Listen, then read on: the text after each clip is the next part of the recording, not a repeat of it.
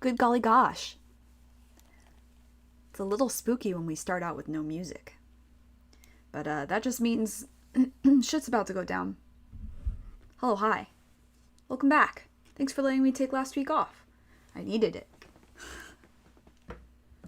I'm gonna adjust my monitor, bring this all a little closer to me because I'm blind. Hello, hi.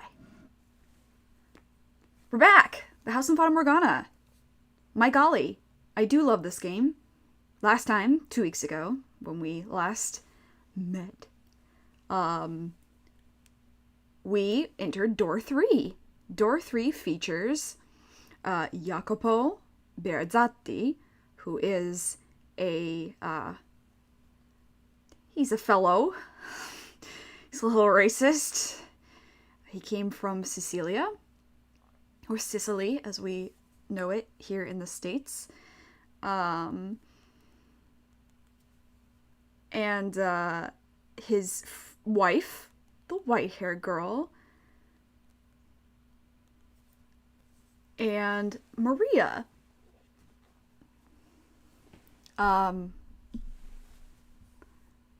Maria is,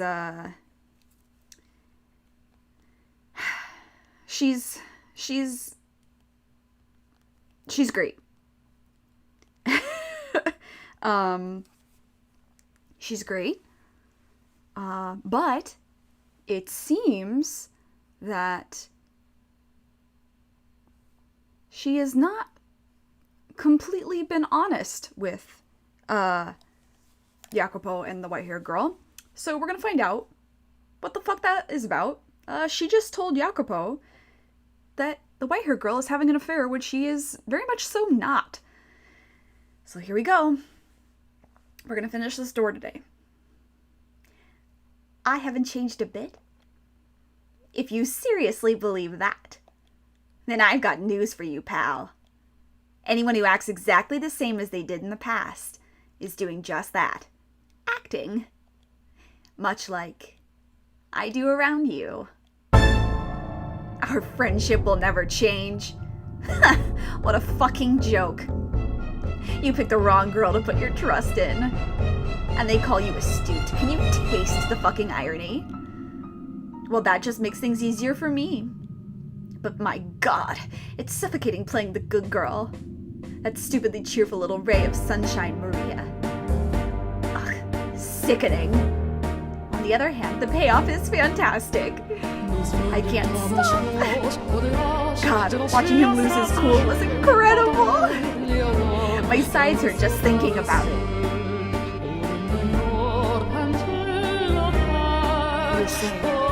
You're telling me she wrote this? Who else could have written it? It's in her handwriting. Why? Why must she continue to betray me? Has she not taken enough already? What else could she possibly want from me? I told her to stay away from my gatherings and the rose garden torn down. Yet still, she finds other men. I warned her. Told her it wouldn't happen again, that if she betrayed me one more time, I'd kill her. Jacopo? Out of my way, Maria. I have to talk to her. Ask her what this letter's about, who this man is. Depending on how she answers, I may have to. Hold it, Jacopo, calm down! Silence! How am I supposed to stay calm right now? Listen to me, relax! You try to talk her to it right now and you're not gonna get anywhere. You're aware of just how frenzied you are, aren't you? Besides, you think she's gonna tell you the truth even if you do manage to ask? Of course not. She may look all prim and proper, but that's not the real her. I don't think she's a bad person, but not a bad person. The woman who wrote this letter to another man. She crossed the line, you hear me? I agree with you there. She's gone too far with this letter. But remember, she's your wife and the daughter of a noble. You know exactly what'll happen if you lose control of yourself and do something to her. It's not gonna look good for you. She may be right. I have the Koska. We have our own way of taking care of these kinds of problems. Still, it's as plain as day. It'll only make a bigger mess. Don't telling me like nothing's happening. She so blatantly disrespects me.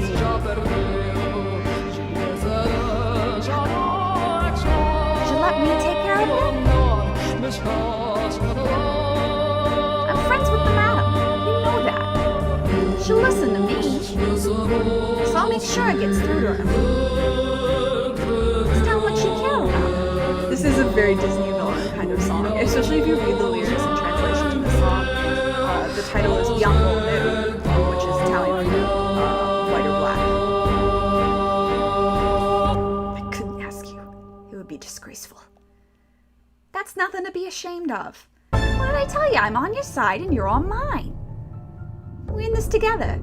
You can ask me things you couldn't ask the others to do. I have tight lips. Anything you ask, I'll keep absolutely under wraps. Damn it. You're right. Yes, you're right. I'm well aware that I always lose myself in her presence. If I try talking to her now, I probably will do something rash. Yes. Probably. I'll make sure everything works out, got it? You and the madam can go back to the way things used to be, so you don't have to suffer anymore. I'll take care of it. I'm the only one who understands your pain. I'm the only one who can help you out.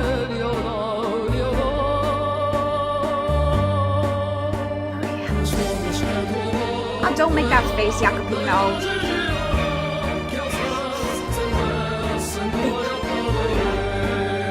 Please, let her know that even if she is seeing other people, even if she does silently mock me for not being of noble blood, that I still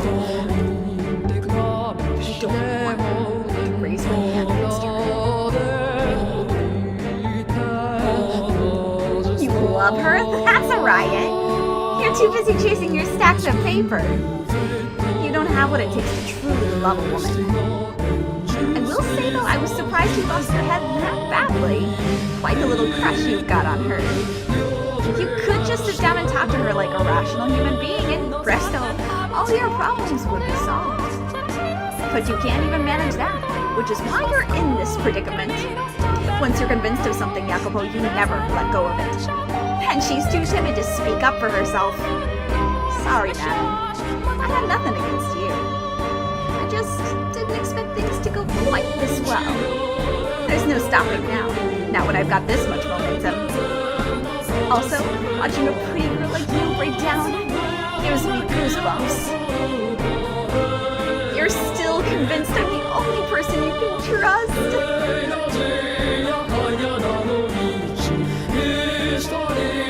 How did he react to the letter? Well, yeah, about that. Did he not take it? Oh, no, he took it. Just, don't feel too bad about this, madam. He said he's too busy with work. He tossed the letter aside. I told him to make sure he writes you a reply, but he hasn't gotten around to it at all. I see. That's a shame. Kills me to see you like this, madam. I don't get why it has to be so heartless. You're not even taking a little bit of time out of this day to read the letter you wrote and poured your soul into writing. It's unacceptable. I'm sure he really is busy. He did not throw it away, though, did he? I imagine he means to read it when he has more time. Madam, after everything he's done to you, you still think he means well? I have faith. My timing was poor, that's all. I believe in him. I believe that the day will come when he gives me his attention again, as he did before. Adam. So, could I ask you to believe with me, Maria? To have faith that he will once more show me his love. And that mine will reach out to him. Something tells me that it will work out if you pray for it. Yeah, okay. If you're fine with me praying, I'll pray. I'll get down on my knees for you, madam. I have faith. Thank you. I would like to write another letter. When it is complete, could I ask you to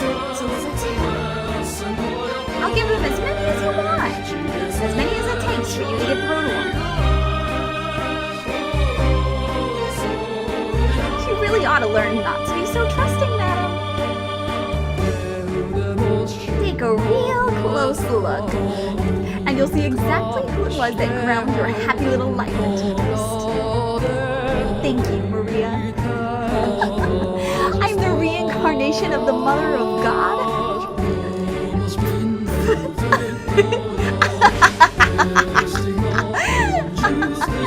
Oh God, I can't hold back the laughter. This is the stage of my own creation. We didn't have enough actors, so the playwright had to take on a role herself, but that only adds to the excitement. Yes, this is all my masterpiece. You're just ignorant puppets, dancing to my tune.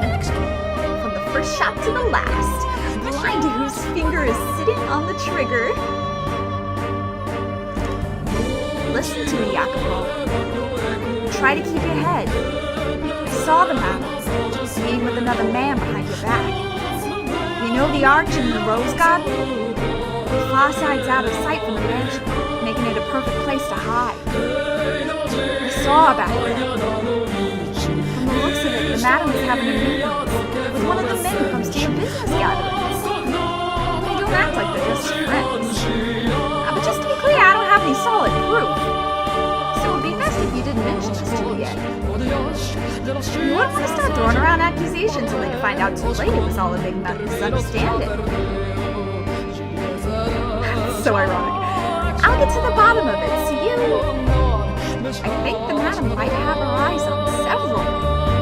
Being a woman, I can tell these things. She's given these suggestive looks. But to whom I can't pinpoint. A lot of people come in and out of this house after all. What? You want to keep her from leaving her room? That might be for the best. So much going so well, it makes me think even God's on my side. They could just talk it over with one another. But they won't, and they're in deeper and deeper shit for it. She's right. She's totally right. I was going to say it earlier, but I knew this line was coming. They literally could just have a conversation. Happy Valentine's Day. You're the only one I can trust, Maria. And the timing that night, my God, it was perfect. Hey, Jacopo, I could just be misreading her, but something seems off about the madam. Like she's been on edge or something. Tried to egg her into revealing what's going on. She let slip that she might be going out somewhere tonight. She's not going with you, is she? You were going out to survey a construction site today, right? And I'd suggest you get that taken care of quickly. Dance? At this time of night? Yep, and since it's so late, no loud music. All you get is a little whistling, courtesy of me. But this room is too small. We'll use the Great Hall. Wouldn't that put us in everyone else's way? They would probably complain about the noise too. No need to worry. Jacopo's out inspecting some factory or something today. After that, he's got a meet, so he'll be staying the night elsewhere.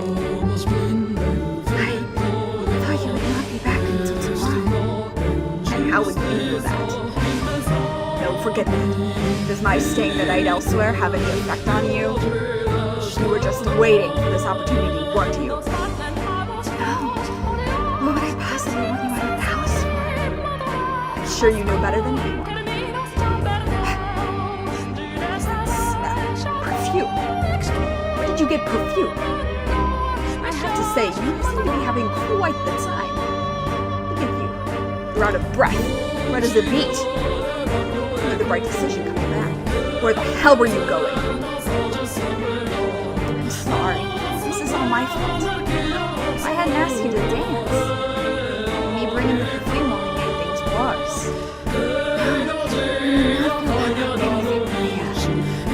Everything you did was for my best interests at heart.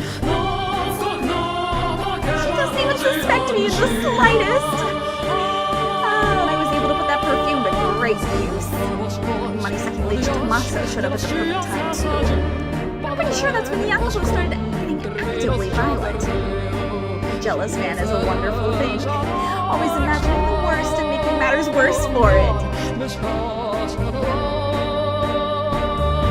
Wow, is that you, Tommaso? It's been so long. What brings you here? Oh, looky at who it is, little Miss Campanella. As a surprise, didn't expect you to see. Whatever, this side of the blue. Oh, you know, I've been giving Jacopo a hand. Huh, calling me impressed. After what happened, I wouldn't have thought you wanted nothing to do with him. That was between our parents. Jacopo didn't have anything to do with it. Well, would sure be nice for our younger generation to go through life with nothing to spark that kind of powder keg. Not that it's my place to talk. No need to worry yourself about any of that. So, what brings you here, Tommaso?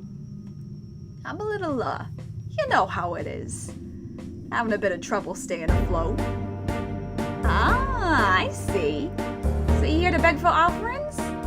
Pretty shameless, Tommaso. No point in having shame if it ain't making money. Toss that out with a chamber pot.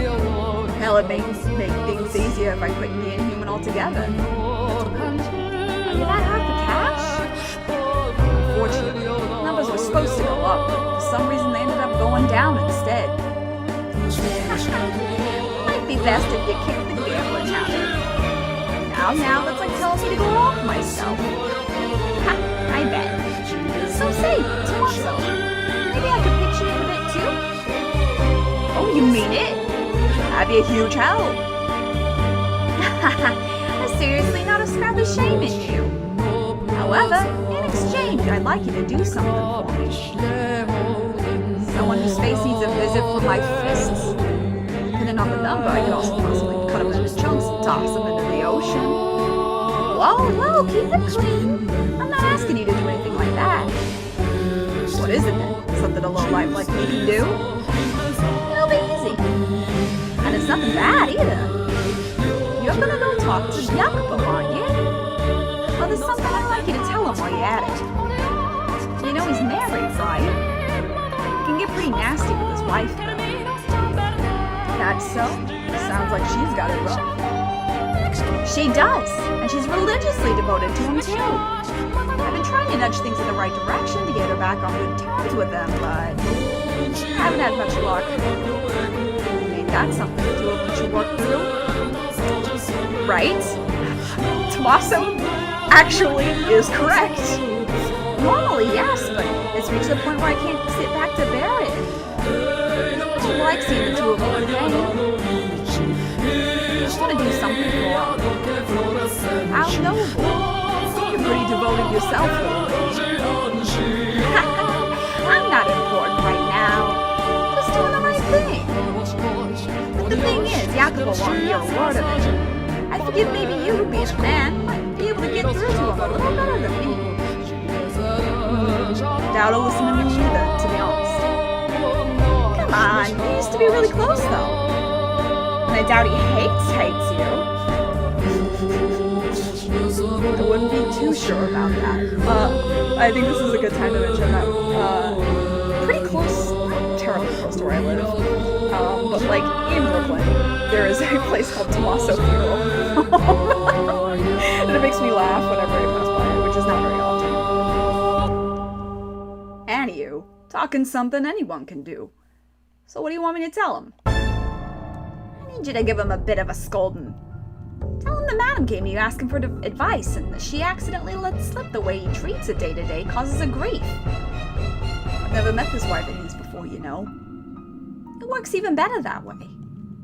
She's so downtrodden she can't talk to anyone about it, and she thought that maybe you, being family, might be able to help. She's never met you, but she still latched onto the ray of hope. And I'm sure when Jacopo finds out she brought it up with family, you know he can't keep mistreating it. Things like this, they hit home harder when they come from someone on the outside. You make a decent point. Just remember, little lady, all I can do is bring it up with I can sit closer to my microphone and turn up my gain. Testing, 1, 2, 3. Okay. Yeah, this song is particularly loud, and I even turned down the music more. But thank you. I always appreciate audio tricks. So I don't want to be peeking either. Just remember, little lady, all I can do is bring it up with him. Can't guarantee it'll change nothing. That's all I need you to do. Thanks a bunch, Tommaso. Oh, right, one more thing. This is some perfume that's grown quite popular recently. Ask him to give it to the madam as a gift. If you won't take it, you keep it. Give it to another woman, sell it, whatever you want. Perfume, eh? Very thoughtful of you. Women do like getting gifts like that. Yes, we do.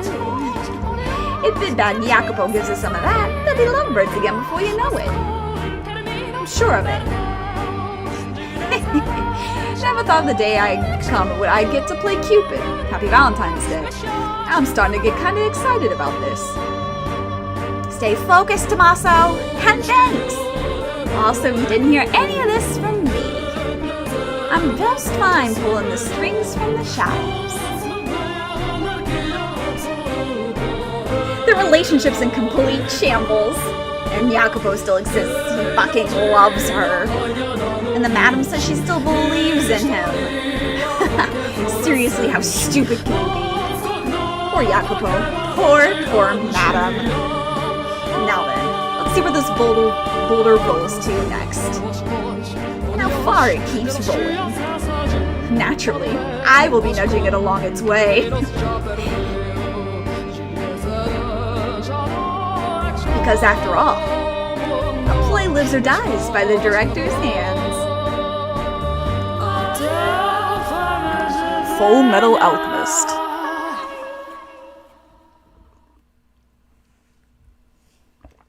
Oh yes, that's right. The maid is here.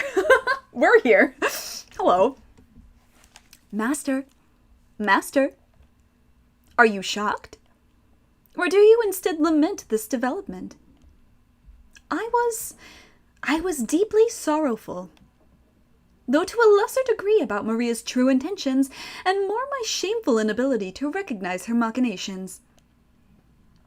At the time, I too believed that Maria was the white-haired girl's one and only ally. It was not until everything had drawn to a close that I discovered the truth. Then I now know how the tale ends, you say?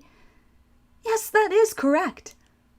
Well aware that it is not the case, I told you that the story in a way that suggested she was on the white-haired girl's side. Oh my, I wonder if that constitutes as lying to you, master. I merely wanted to present the events to you in order, starting from the beginning, when Maria's ill intentions were still veiled in shadow. I wanted you to know the same feeling of consternation I had experienced.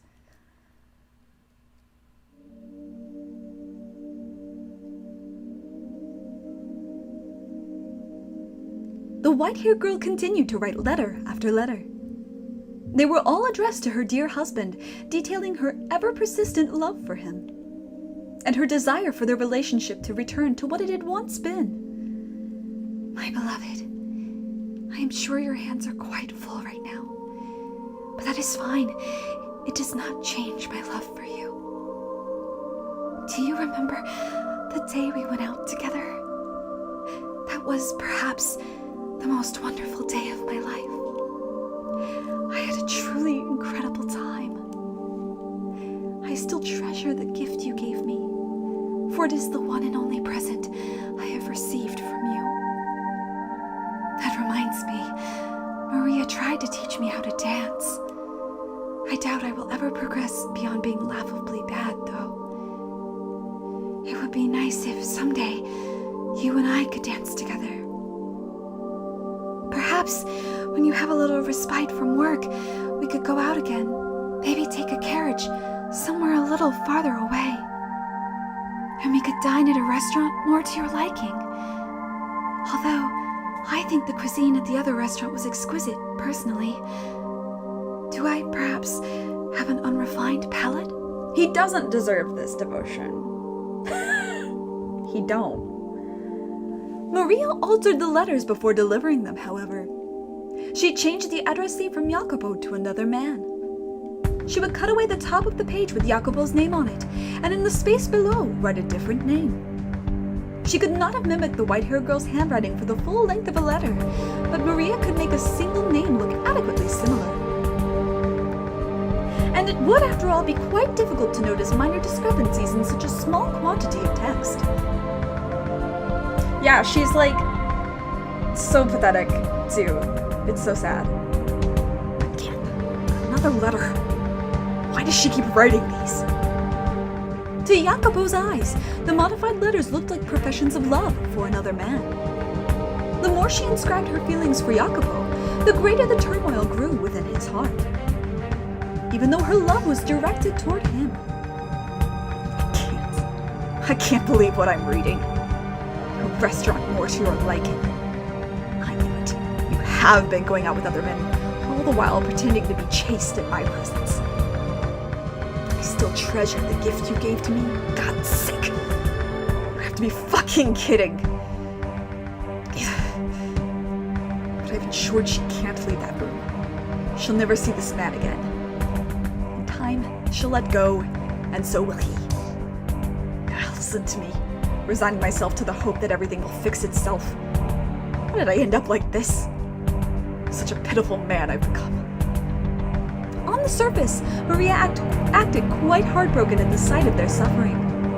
But when she returned to her room, the walls echoed with her cackles. She derived a great deal of entertainment from their squirming. The more they writhed in anguish, the deeper her satisfaction grew.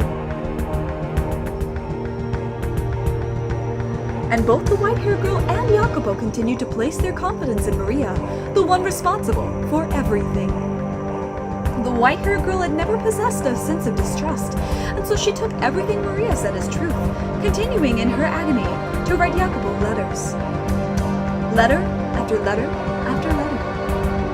My beloved, are you still tied up with your work?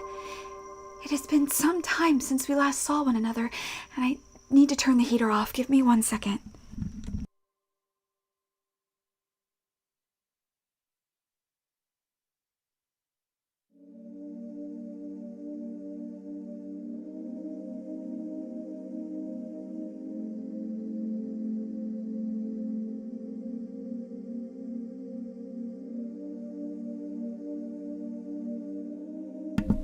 Sorry about that. I need the heater to not be on during these, and I forgot. So I know not what you have been doing of late. I only hope you remain in good health. I would, if possible, prefer to tell you everything in person, but I do not have the courage, so these letters are my only option. Am I adequately expressing my feelings, my love for you? If you have the time, I would appreciate a response. You're never gonna get a response, though. Not as long as I'm intercepting them. There's no way I'm allowing these, or your love, to get to him. I could just stop reading them. It would certainly make things easier. But if I don't, my imagination will run wild. Fantasizing about her writing to this other man, and what she might be putting in her correspondence. I'd be better off knowing the truth than torturing myself with fantasy. It's the better option. Jacopo accepted every letter Maria delivered, without fail. He would merely nod as he accepted it, his face contorted in discomfort, then pore over the text when he was alone. Online I'm fine, but in real life, I am undiagnosed Italian. Sorry. I assume he did not want her to see his heart sinking into darkness. Had he put his trust in his wife rather than Maria, he would have almost certainly been able to realize the letters were directed at him, despite the altered recipient name. Everything she wrote about concerned him, after all. How could someone who had lived as isolated a life as her have so many identical experiences with two distinct men? Why could he not find it in himself to trust her? Perhaps doubting her was simply easier. If you were in his position, would you trust her? Would you maintain faith in her, the woman who had waited so long? Would you believe the feelings she professed for you were genuine? She continued writing letters, day after day, week after week, without hiatus. She had, by and large, run out of things to say, but that did not put an end to her letter writing. She simply repeated what she had written before. Nevertheless, they did not see one another in person. The white-haired girl, forbidden from leaving her shed, could only wait for her husband to pay her a visit. My beloved, there was a little bit of fog out today. Weather like this reminds me of my home country. I was born on an island perpetually covered in a thick fog. I'm not saying I would like to return, but thinking about it does make me feel rather homesick. Does that happen to you? That reminds me, aside from that one time, you have not told me much of your homeland. It would be nice if we could pay it a visit together sometime. Speaking of which, before I left, an exhibition of some sort was held there. I was unable to attend, but perhaps you had the chance when it was near you? I imagine you would have, with your interest in new technology. Next time you have a chance, I would enjoy hearing what they had on display. An exhibition. That's right, there was one. It was a year ago. Got quite a bit of attention since it was supposed to have been held in Paris. I was busy, preparing for our wedding. I had no time to attend an exhibition. And while I was doing that, giving you, a woman I had never met before, my full attention, you were giving yours to a different man. Has this been going on for that long? Had he simply stepped up and taken action, he could have put an end to the stream of letters, each of which gave rise to further misunderstanding. He needed merely ask the white-haired girl in person, to whom the letters were addressed, whether what they described were true, and the twisted threads of his confusion would have all been unraveled. But he made no such effort, relying instead on Maria to serve as his intermediary.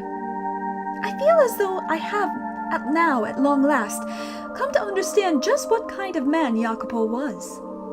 While he had a great deal of pride in his capabilities, he had far less confidence in himself as a person. If he'd had faith in himself, perhaps he could have put faith in his wife as well. Had his pride not been so twisted, perhaps he would not have been so afraid of being hurt. Indeed, he was afraid. Afraid of being rejected by her. Afraid to face a reality where his beloved partner scorned him. Where the woman he loved laughed at him disdainfully. Where she and countless others mocked him. The thought of it paralyzed him. The environment in which he had been raised played a significant part in this state of mind, I expect. Occasionally, the name on the letter would change. Maria was making the white-haired girl out to be having affairs with multiple other men. She could never do any such thing, of course. But Jacopo, thinking Maria to be his only ally, believed everything she said. If I could figure out who this man is and where he resides, I could make him tell me every last detail about his relations with my wife. What if that information went public as a result? He is a fragile little boy. Ooh-woo. IRL, he's undiagnosed Italian. News of her infidelity spread. I want to reach the Cosca.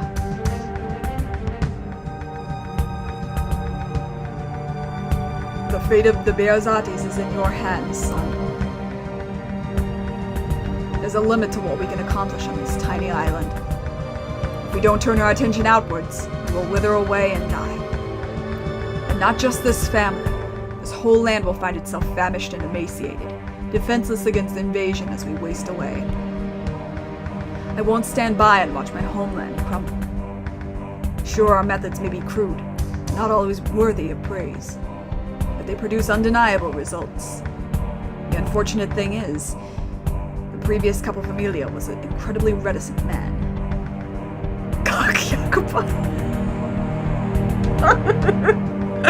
Shit, it's true though. It's true. It took all he had to merely preserve his small chunk of the world. But I'm not like that. Neither are you. The most I can do is lay the foundation to make it easier for you to work, which means everything rests on your shoulders. Both the future of the Bearzati family and the future of this country. It all falls on you. The marriage is happening too quickly. It would be madness not to hurry given the circumstances. You should be well aware of that. We need the Bearzati name climbing up the social ladder in short order, or we're going to have everything ripped out from under us. If the woman isn't to your liking, you can find another one that is. She's only going to be your wife in name. But listen to me, son. You must not allow her to fool around. What are the most vital things to have in our society? Money, power, yes, those are important. But what matters most is respect. No one's going to follow a couple familia they can't respect. They'll try to undermine your authority. Once someone deems you weaker than them, courtesy goes out the window, and that's a judgment that's near impossible to overturn. Betrayal spreads like a fire through a forest. And once that flame's lit, the both of us come crashing down. You must not let anyone look down on you. You must not let anyone think you're the kind of man a woman can walk all over. If by any chance your fiancé is ever unfaithful to you, kill her before anyone finds out. Your place is above others. Climb to the top. Never be content with someone above you. And never forget the weight you carry on your shoulders. This is your responsibility.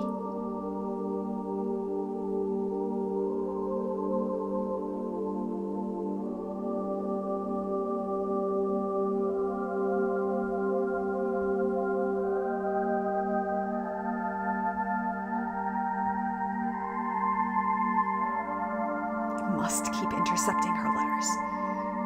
I must keep her locked up. I still have work to do. I cannot allow anyone to learn about how she's disgraced me. Kill her. That's how my old man says to handle it. That's the last resort. It's not. Not yet. God damn it. It's like downright wrong for me to even be having these feelings for someone. Fuck.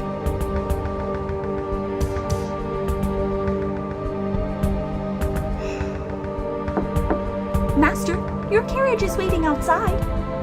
How are you coming along? Coming along? Oh, that's right. I had an inspection scheduled today. I'll be right out. Have him wait. Is something the matter, Master? You look a little hazy. I'm fine. If you're not feeling well, you should stay. I said I'm fine. It's not your job to try and infer my condition. Yes, sir. Damn it. Keep it under wraps. Act like normal. You can at least do that much, damn you. Take care on your trip, Master. Yeah. It's not the usual coachman. I also feel like I've seen him somewhere. Your fault. What? That we... Hey, speak up. Die, Jacopo Bearzati!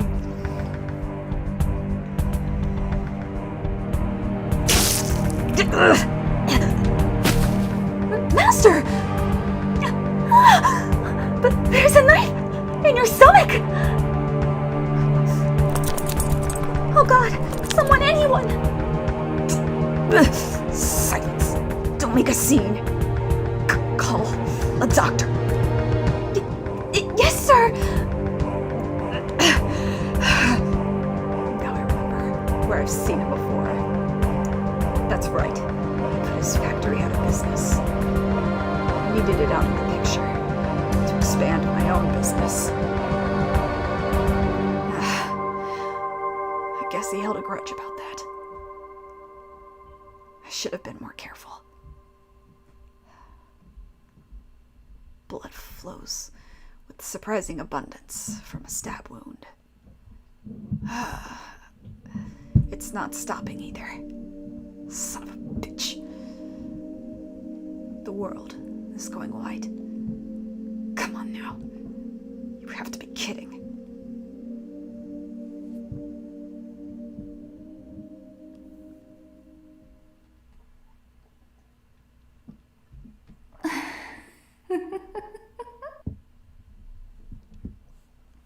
I know very well what kind of man you are. You wouldn't hesitate to lead a blind man off a cliff if it furthered your own goals. You make money off others' lives. You stand upon a mountain of corpses, cackling at everyone below you. For a man like you, love comes as naturally as flying. Guess what? You don't have any emotions. And you never have. You've always been this way.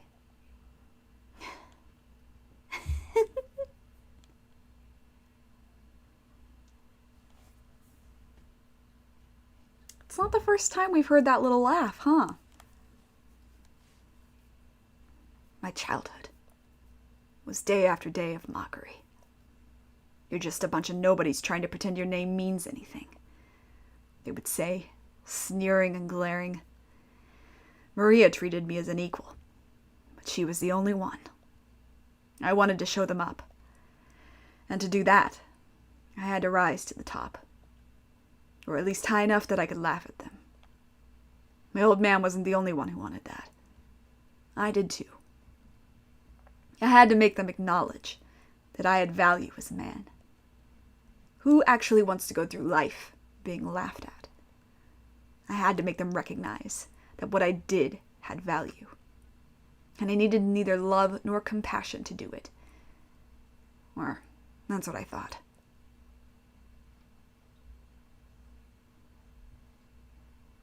In the beginning, I only ever intended to use that woman.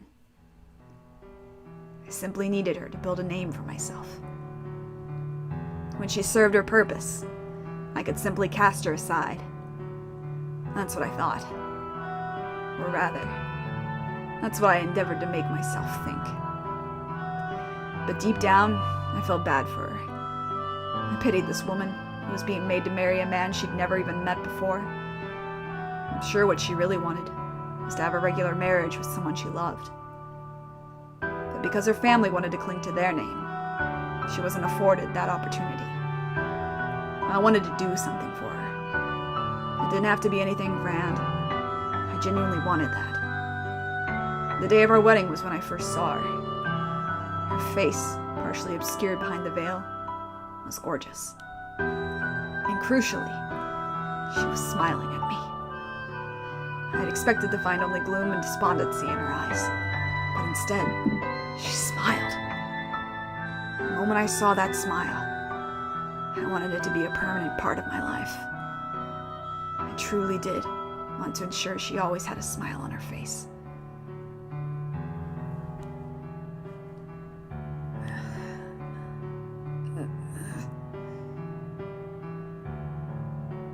Is this my room? I'm alive. Damn it. Ugh, I feel nauseous. What time is it? The world's a blur. So hot. You mustn't get up. The doctor said bacteria entered your body through the wound. Because of that, you have a very high fever. What are you doing here? I was told you had been badly wounded, but thankfully it was not fatal. How did you make it out of... Pardon? Oh, I see. Maria opened it. Would you like some medicine to reduce the fever? It should help you feel better. Yes. No. Stay by my side for a little longer. Is there anything else I can do for you? You can ask me anything.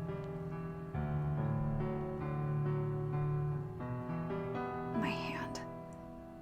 Your hand? Could you hold my hand? That's first base, Jacopo! If you don't want to, that's fine. Like this? Your hand is quite cold. It probably feels that way because of your fever.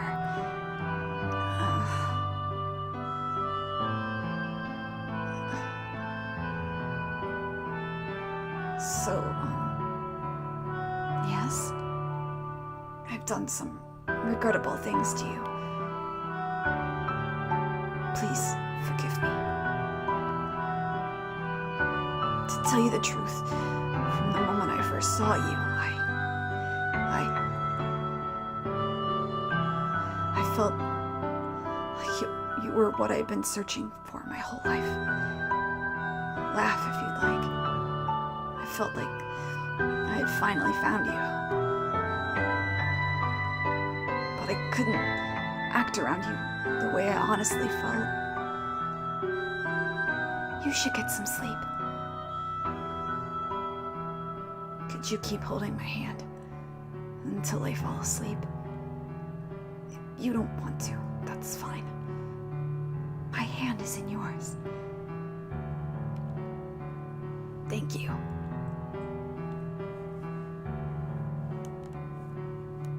You appear to be quite delirious, Master. Those are things you should be telling your wife, not me. It's funny.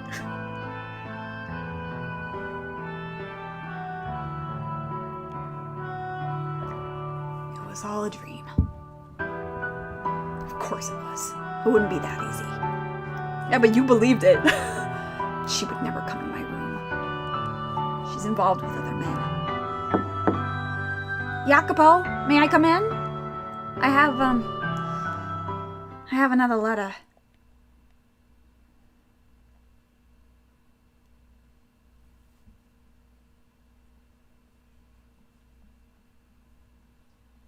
Full Metal Alchemist.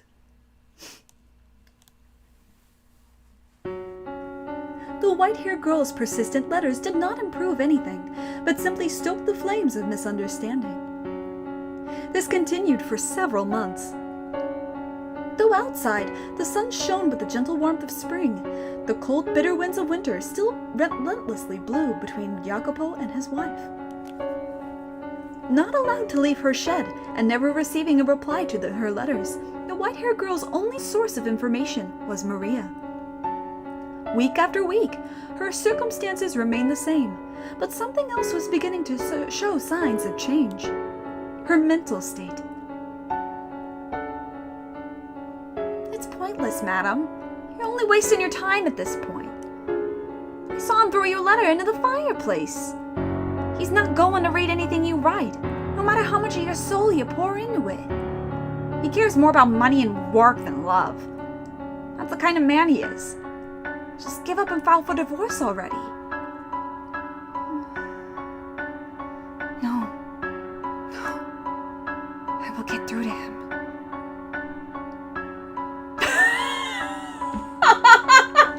The letter's like, I heard you got stabbed, are you okay? And Jacopo's like, oh my god, me and that guy both got stabbed.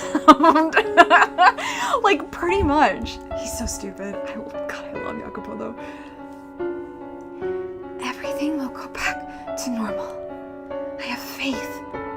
All my letters may go up in flames, but my faith will not be lost with them. As long as I keep writing, eventually, I will get through to him.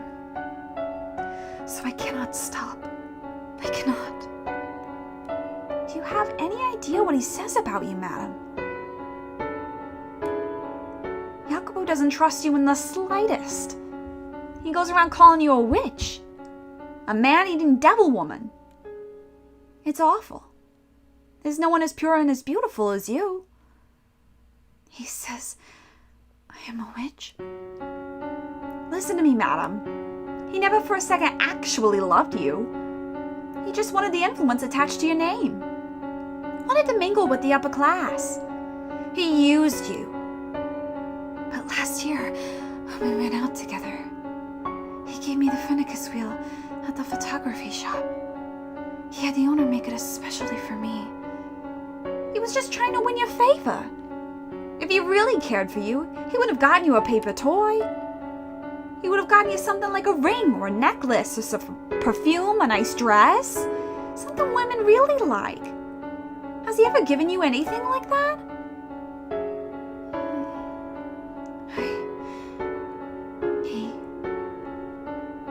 He doesn't have any feelings for me. I'm sorry. I just couldn't stand to see you going through this, but I don't know when to shut my fat trap. I went too far. The last thing I need to be doing is hurting you worse. You know, for everything I've said, your unwavering dedication is really impressive, madam. I know I've suggested you get a divorce, but to be honest, part of me doesn't actually want you to split up. Despite knowing you staying with him is just causing you pain. You've made it this far. I'd like to see you make it all the way. Maybe he actually will start paying attention. Your sweetness can melt even his heart of steel. Yes, you're right. I will keep waiting, keep writing, and I will not divorce him. Yeah, all right. So please, keep delivering my letters to him. You are my only remaining connection to the outside world. Oh, yes, one more thing. If it's not too much trouble, could you tell me how he has been and what he has been doing lately? I do not have much else to write about. So if I could at least relieve him of some of his work-related stress. I am his wife, after all. I should be able to do that much for him. I am his wife. Her dedication to him was perhaps closer to an obsession, but she did not seem to be conscientious of the fact that her obsession was killing her.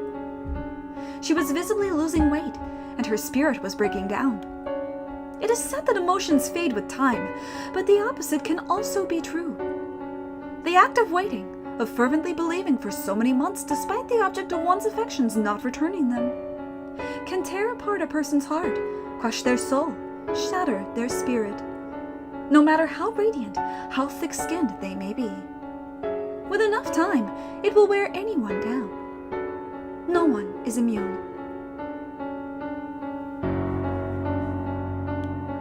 It's pointless, Jacopo. Wait all you want, you won't get it back. If she's going to be writing letters, she could at least write one for you.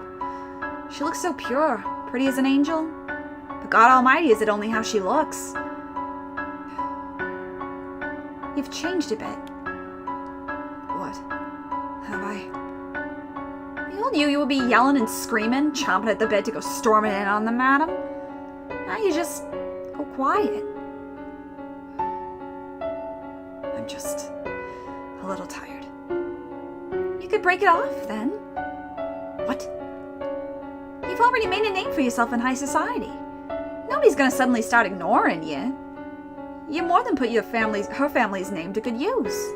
To put it in your own words, it's no longer necessary.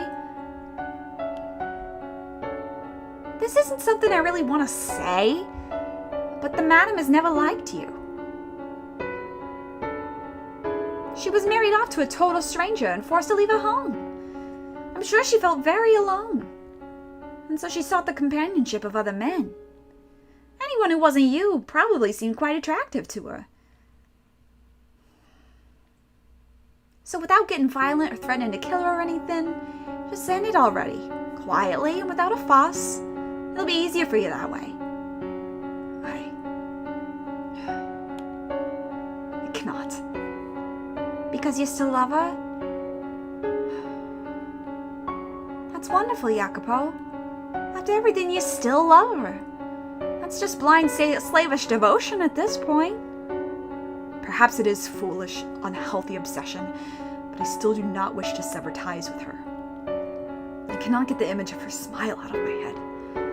The look of utter elation on her face as she looked through the phenakistoscope. Those captivating eyes beneath the veil at our wedding. I will never, for as long as I live, forget those sights. Calling me surprised. You're a sentimental one. Well, I guess you always have been kind of mushy, haven't you? True to your heart despite how you may look. That's not a bad thing, though, in my book. There's nothing but pain in it for you now, but all you can do is wait until she stops writing. But don't worry, if you need to let off some steam, I'm all ears. I'll be here for you until she breaks it off with the other men. No, that will not be necessary. What?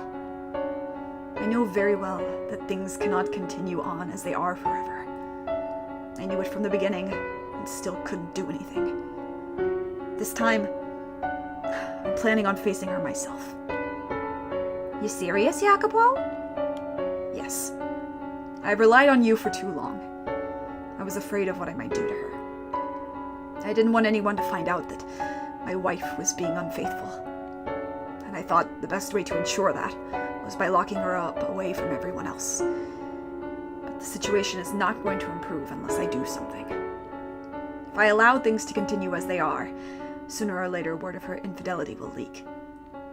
So before that happens, I must face her myself. I must do something. It's probably best if you didn't. I'll tell her anything you want. Make sure things start improving. I appreciate everything you've done, and I apologize for getting you involved in our troubles. But I'm going to end it now. No, I must put an end to it. This is a problem between me and her. You might get violent again if you go see her face to face. Yes, I might. I might do something that would look rather bad for me. But it's reached a point where, until the two of us face up to each other, it's never going to go away. It was past that point. We're past that point. That point was like months ago.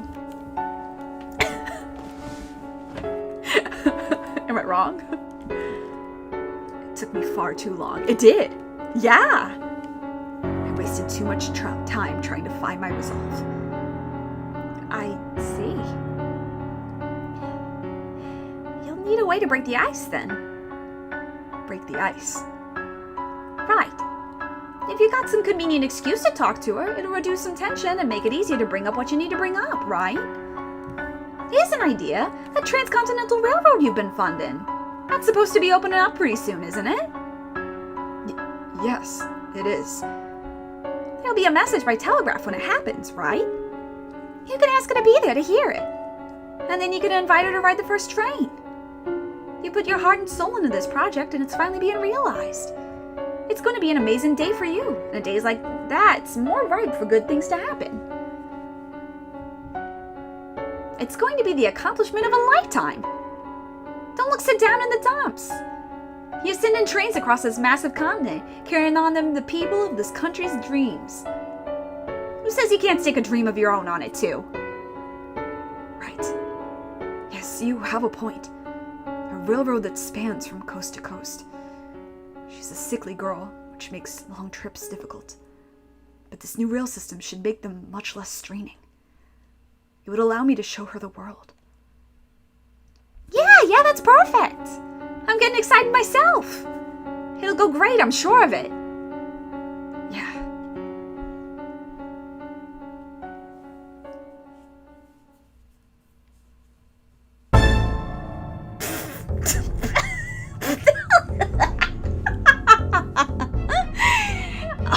Oh my god, my fucking sides! Seriously, they're a goddamn riot. The both of them! They keep on trusting me and keep on getting hurt. They don't have to be going through any of this. Oh my god, Maria, you're terrible. And these people call me the Holy Mother. I bet the real Mary's rolling in her fucking grave. Now, I must say, I wasn't expecting you to make a move, Jacopo. A shame, that. Squirming loser paralyzed by insecurity is a much better role for you. They do end up figuring it out. Tough shit. Doesn't hurt anything, just takes away a bit of my fun. I don't understand why he's so infatuated with this railroad. I mean, I do sort of get romanticizing steel, but my kind of steel's a little smaller scale. Anyway, I suppose it's about time to get things moving. No matter how this plays out, you will not have a happy ending, Jacopo. You're going to get a real taste of just how much I despise you. Maria! Maria, oh there you are! What is it? I'm on break right now. You were assigned to clean the cellar today, weren't you? Well, head maid's saying it hasn't been done yet. What? I did, I cleaned it. Just a casual once-over, but hey. Well, Do it again, and do it right this time. Because if you don't, it's gonna fall on me. I'm not supposed to make me give a damn. I mean it. You take care of it. You get enough special treatment as it is. Yeah, right. I heard you the first time. I'll take care of it. And don't you forget it. For God's sake, why should I have to be the one to tell her? Is she gone? Ugh, what a pain. Who cares if the damn cellar is clean? Not like anyone's bringing guests down there. I guess I should take care of it. Better than a tongue lashing by the head maid. God, why do I have to be a maid anyway?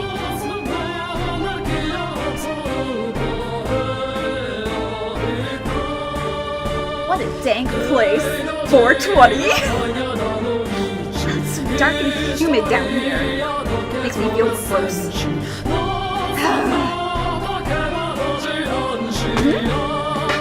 Someone there?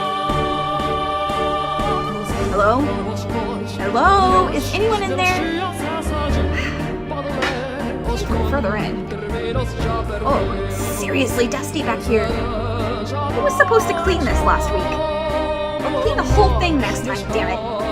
This makes my job harder. Disgusting. Damn cobwebs. God, oh dear God. I do not want to clean this. How?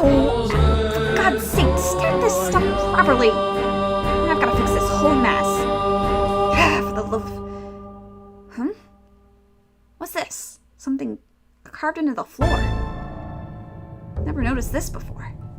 Did someone get bored one day? What do we have here? It's mostly illegible. Let's see. It's not written in English, but my native language. But it's not modern. It's really archaic. Why on earth would an old form of my country's language be carved into a floor of a mansion built here in the New World? Most of it's illegible, but I can make out one section. Our lives shall be forfeit to the witch's curse. Nevertheless, we must lay bare those with sin upon their souls, for the redemption of those whom are pure.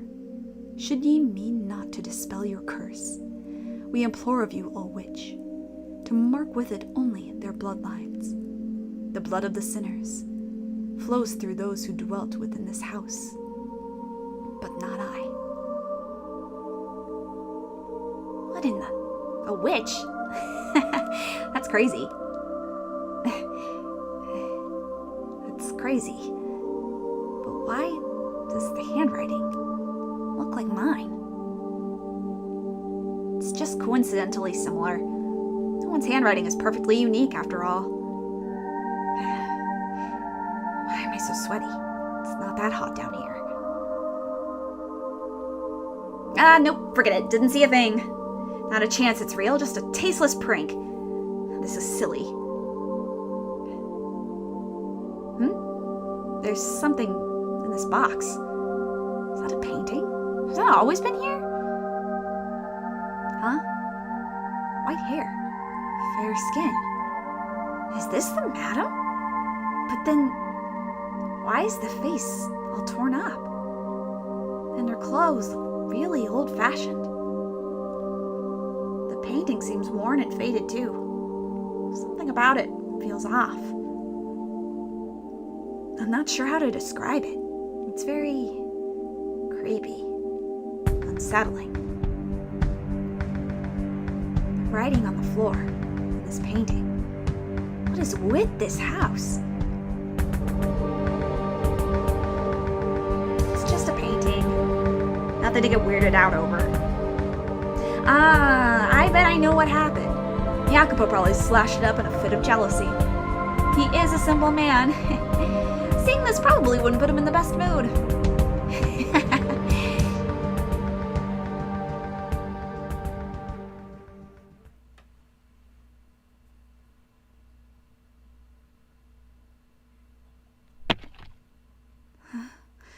What was that? Is someone there? The door. is open. Nobody's there. What's this? A painting? Who could have left it here?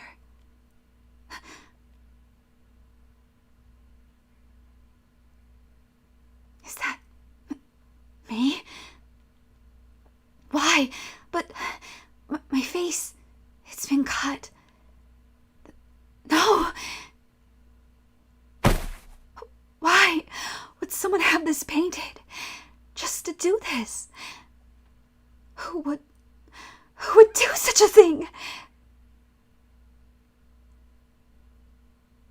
You're like a witch, my dear. Like a demon. Your very presence brings misfortune upon others. You're cursed.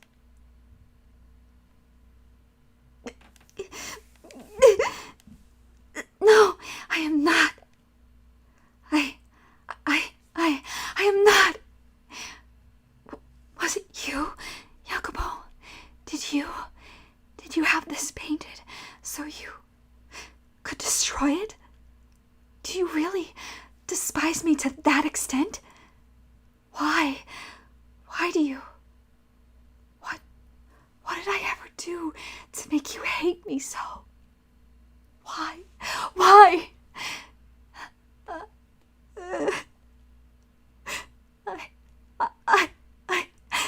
All I am doing is waiting for you. You worthless tramp. Are those ears only for show? This house has no need of a garden. I always thought you had at least some sense of taste. Silence! It's all your fault, every last thing. Then say goodbye to your freedom. I'll kill you. Does the mere act of waiting impose upon you? Does my mere presence pervert you? Would it be better if I were gone? Would it be better if I left this mansion? If I left you? I don't think I can wait much longer. There's no end in sight. I can't take it any. There is no end. No, I will set a deadline for when I give up waiting. When the project you pour your heart and soul into is complete. When the railroad opens, I will be finished waiting. And then it's over.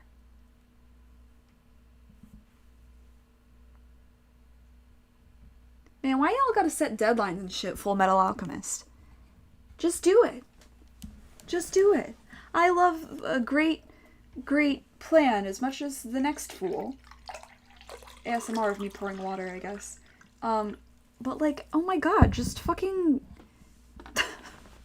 communicate with each other. Now. Why you gotta wait? It sucks. You gotta rip that band-aid off, though.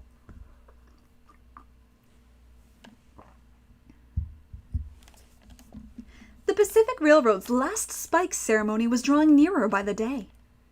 That day was, coincidentally, the deadline the two of them had set for themselves, Jacopo to confront his wife, and the white-haired girl to wait for him. And as that day approached, she continued to write letters.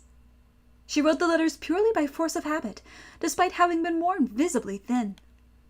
I expect that she could not stop, that the act of writing was all that kept her from going mad. By focusing her attention on another person through her letters, she was able to maintain her grip on herself.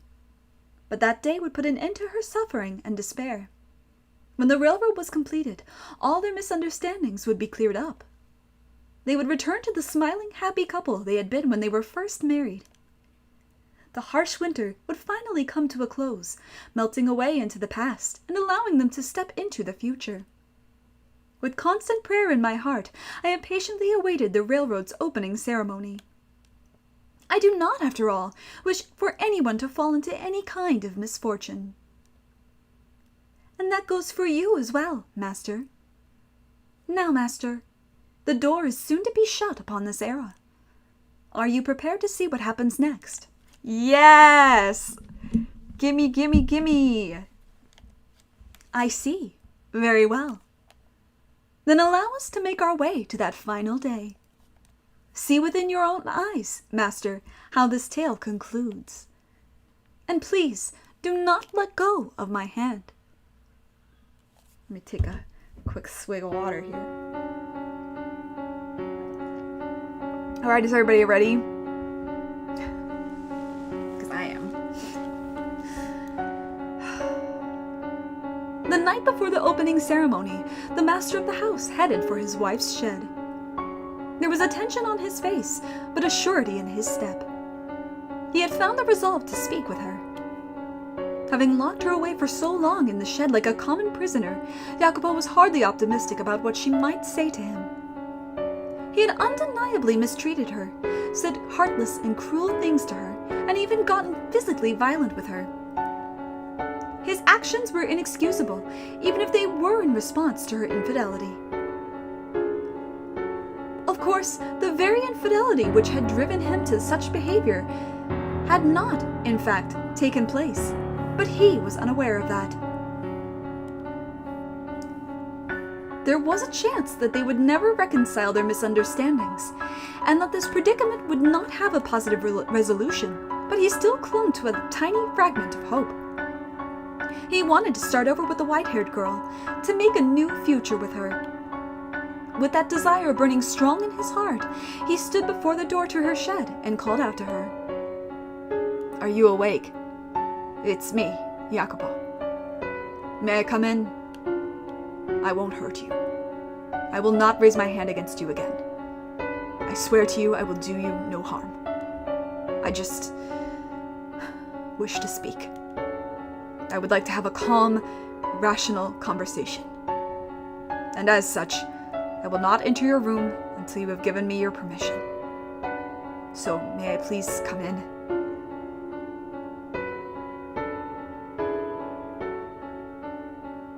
You won't even give me a response? All right. Considering how you must feel about me, I shouldn't be surprised. Fine, then you don't have to let me in. But please at least hear me out. Do you remember the day, shortly after we first met, when we went on our honeymoon? If you can even call that little walk we took a honeymoon. I was unable to do anything nice for you then either. I had no experience, no idea how to interact with an upper-class woman like you. I didn't know what I should do for you. And yes, I know that makes me sound juvenile. By the way, he should be 26 here, I believe. I have a tendency to say things I don't mean the more perturbed I get. I'm sure I said things to hurt you numerous times that day. However, at the photography shop, when you saw the phenakistoscope, you smiled for me. I was genuinely pleased in that moment. I felt like I had gotten closer to you. I very much doubt that was actually an appropriate present for a noble woman like yourself. Jewels or flowers or something like that. Something beautiful would have certainly suited you better. And I knew that, but I assumed you would have been given gifts like that countless times in the past. You are, after all, a beautiful woman. I did not want to have to compete on the same field as those other men. I wanted to be special. No, I wanted to be unique to you. No one had ever shown you anything of the sort before, had they? Frankly, I wasn't sure if a woman of your status would take any interest in a phenakistoscope at all. I imagine you've thrown it out by now, but I choose to believe you sincerely liked it on that day. That, if just for a moment, it caught your eye. Even if you started seeing other men afterwards, that moment was real, wasn't it? Our marriage was, at its core, nothing but an arrangement between our parents. An exchange of money and influence. Yeah, Maria's 24. Their baby. That was how it began, but that day, I loved you. I yearned to see you smile, as if I had loved you my entire life. The Pacific Railroad has finally been completed. That's the project I've been funding. Everyone thought it was crazy, but a railroad now stretches across the breadth of this country. The joining ceremony will be held tomorrow. It's going to be a grand event.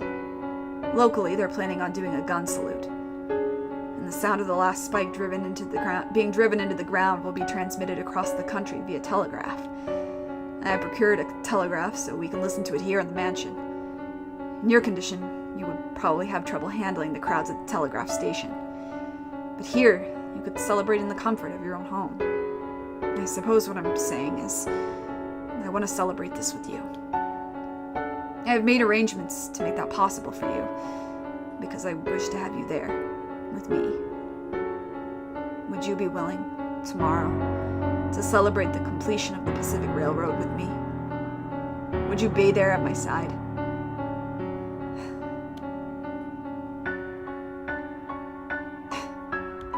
Please, say something. I want to start over. I know very well what I've done to you. You may be at fault yourself, but what I did is unacceptable. But what I did was a consequence of my overpowering love for you. Don't be a simp. Lesson of door 1 coming around. Don't be a simp. I swear it. Why? Why will you not answer me? Say something. Anything. Please. Please! You can hear me in there, can't you? If you don't want to, you can just say no. If you do reject me, I'll set you free. I won't hurt you, I promise. The door is not locked. Who opened it? Hello? A humid spring breeze brushed against his cheeks. The drawn lace curtains appeared to glow in the gentle moonlight. The white-haired girl was not in her room. Where have you gone? Stupefied, he glanced about his wife's chambers. To my eyes, the neatly organized room appeared no different than any other day. But to his eyes, it was pale and hollow. For the one who was supposed to be there, who was supposed to be waiting for him, was not present. He could not hear her voice from anywhere in the shed. In its place echoed a dry rustling, a sad, pitiful, empty whisper of a noise. It came from the lone object left abandoned atop her desk. The phenakistoscope.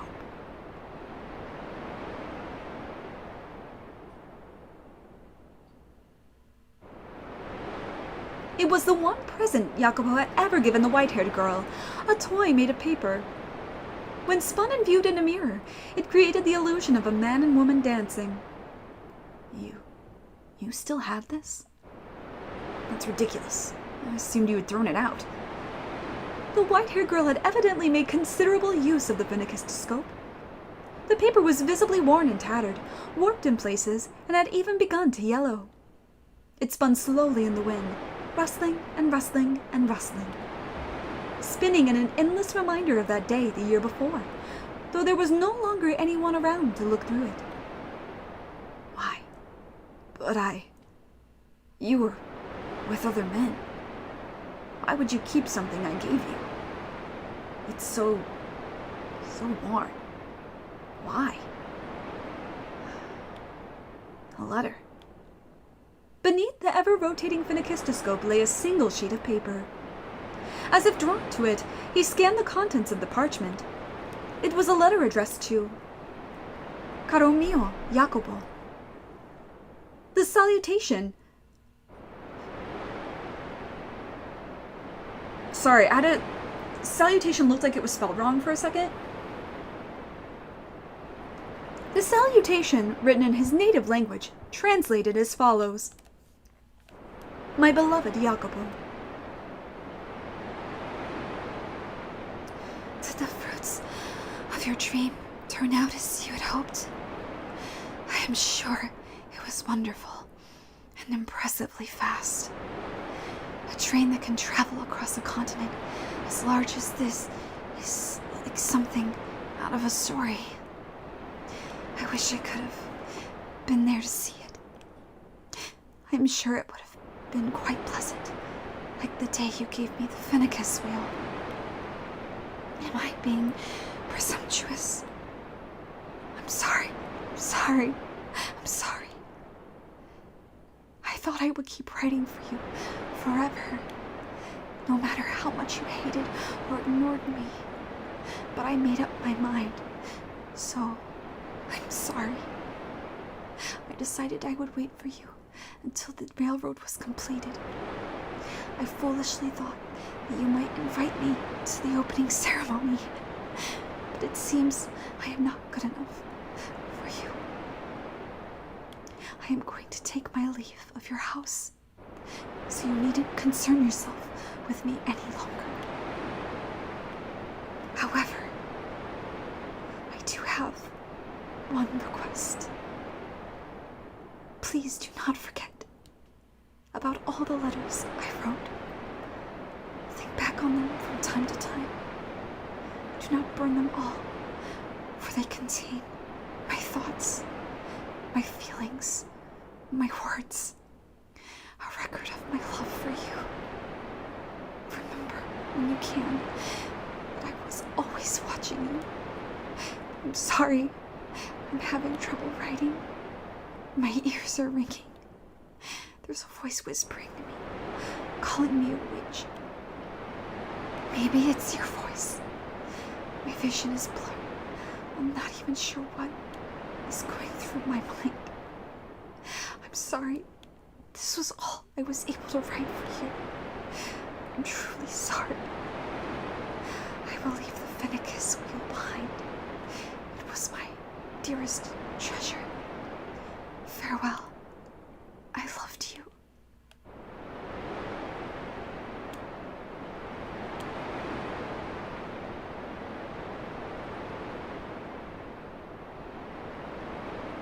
What the hell is this? He was visibly rattled, and unsurprisingly so. The mention of the Transcontinental Railroad's opening ceremony, the letters she had written, her dearest treasure, her profession of love for him, and above all, the mangled text that appeared to have been written by someone not entirely in their right mind. Everything about it served to amplify his befuddlement. You waited for me. How can that be? The joining ceremony is tomorrow. It hasn't happened yet. Why did you have to leave then?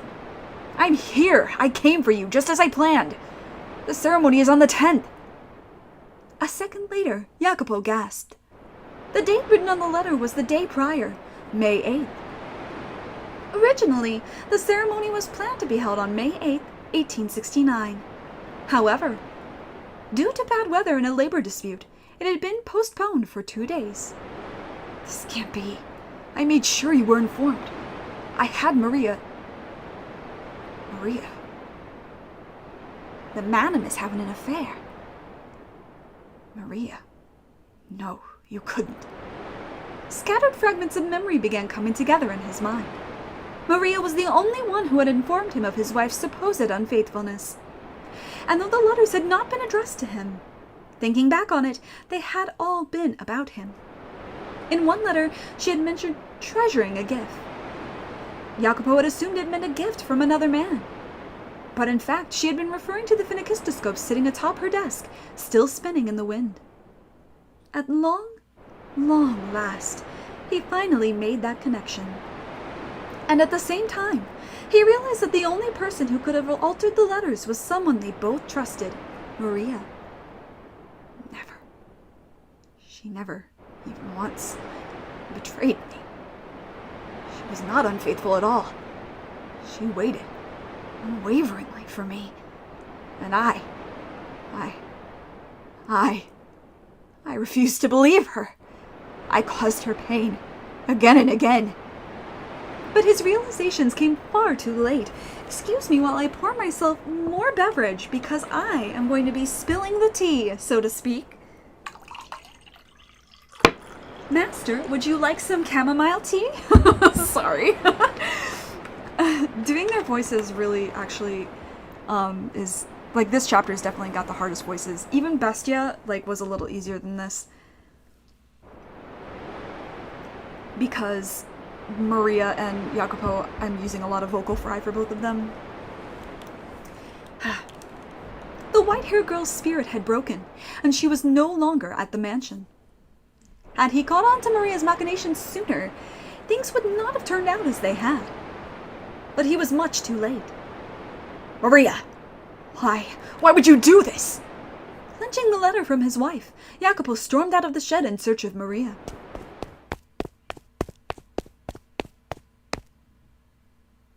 But she was not in the room assigned to her. Where are you? Where have you gone? Maria! Several maids were roused from their slumber by the racket, but no one had the courage to speak up as the master of the house frantically charged through the halls. Eventually, he arrived at his own chamber. He was certain he had closed the door before leaving, but now a sliver of light shone through the gap between it and the frame. From within the room, thought he could sense someone's presence. When he opened the door, there he saw, comfortably perched upon his own chair, a woman. "I've been waiting, Jacopo."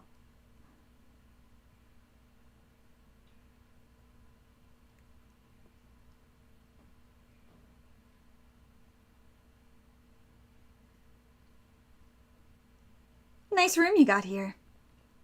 No, I guess that's only natural, you being the man of the house and all. All these fancy furnishings. You do know this stuff's too good for you, right? And then me, I get that barren little maid's room. Drives me up the wall. So hey, Jacopo. Clear the air with your little lady yet? God, this song is so good. Maria! I love that look on your face. I'm guessing you didn't make things better then? Good and well. She's not even here anymore. Well, yeah, but I still want to hear you say it, you know? I want to hear it from your own mouth that you couldn't keep a leash on your woman. So you locked her up, drove her mad, broke her down, and then she ran away from you.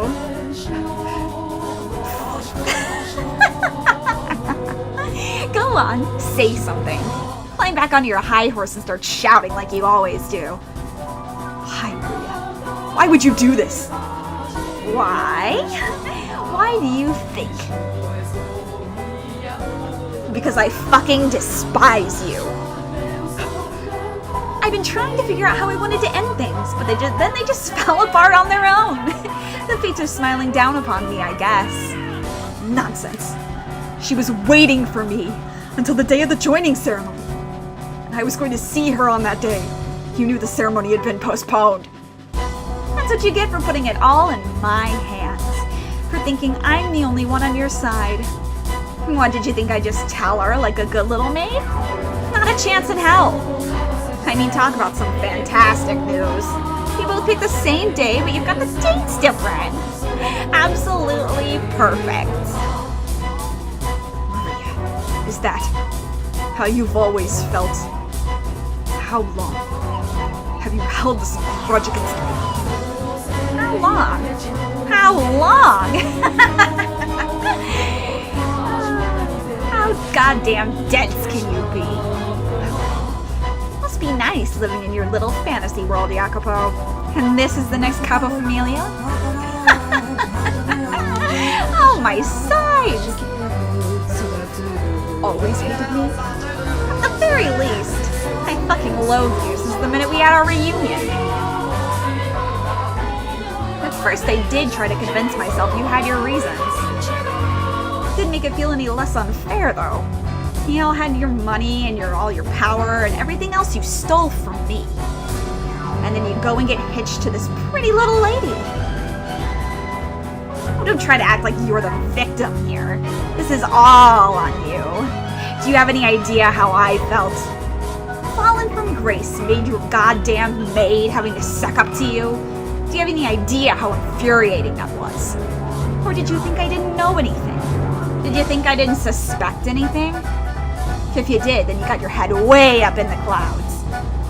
So you were motivated by your grudge against my family, the Berzottis? Precisely. That's exactly it. Your father wanted so badly to be the capofamilia, wanted so badly to be in power, that he murdered my dad and grandpa. They say it was a carriage accident, but the ground was all torn to hell where it happened. You want to tell me what kind of a carriage accident causes it to explode? Once my dad and grandpa died, your dad took over as capo familia. The balance of powers in the factions began to change. My family, and anyone with ties to the Campanellas, was either exterminated or exiled. The Bearzatis took control of the city. My grandpa's Cosca became your Cosca. No one in their right mind would be naive enough to think the Bearzatis didn't have a hand in that. The great Campanella family bitten by their pet dog. Except the dog had rabies. And as a result, in time, that lush historic land would wither away and die. My dad and grandpa, buried in that dried up earth, are screaming in their graves even now. You can't prove me wrong, can you, Jacopo? And now, first in line to be the next capo familia is you, his son. Naturally. Feels pretty good, don't it? Slaughtering my family. Leaving us to wallow in the mud. While you live here like a fucking king. Because of what your family did, I don't have a home to go back to anymore. Can we just talk about her outfit for a second?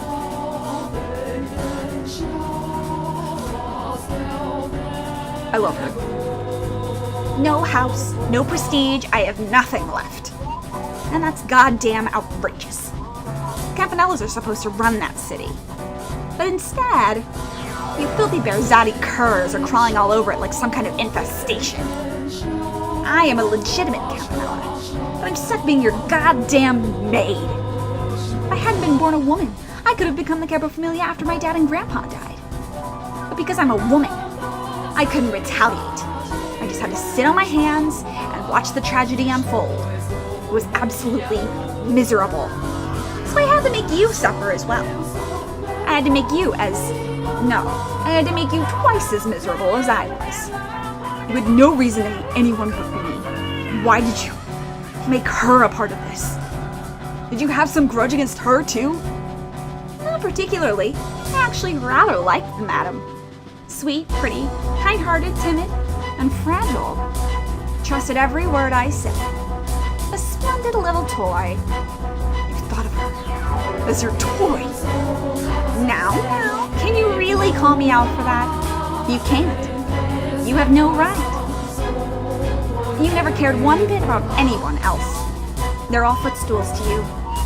It's all a little too late to find yourself a sense of morality. This whole thing, it could have been avoided if you two had just had a single conversation. But instead, the both of you come crawling to me saying, "You're my only ally, Maria. How dense can you be?" Of course, I thought you were my ally.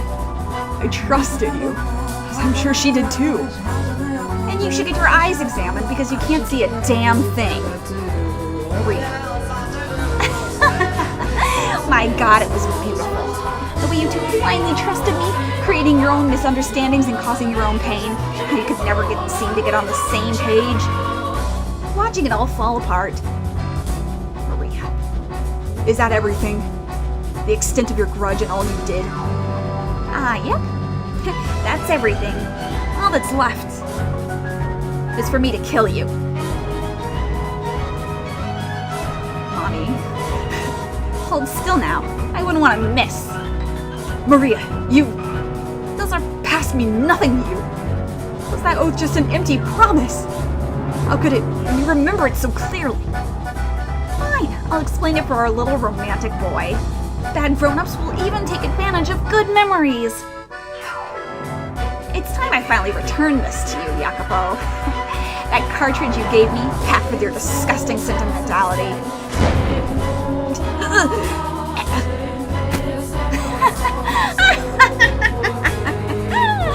Killing you ain't the end, though. All you Bearzati curs. I'll send every last one of you straight to hell. My revenge has just begun.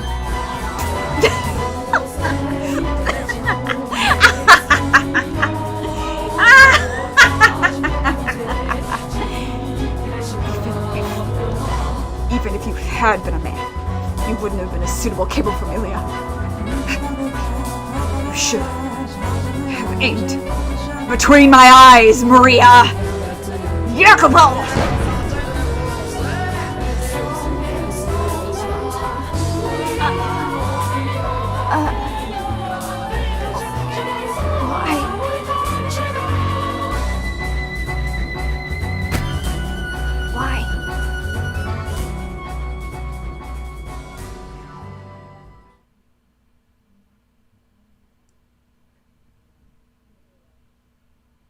In a panic, I pulled the trigger, and from the barrel, a bullet went flying. Quite literally, right between her eyes. Would anyone ever believe me if I said this wasn't how I wanted things to turn out?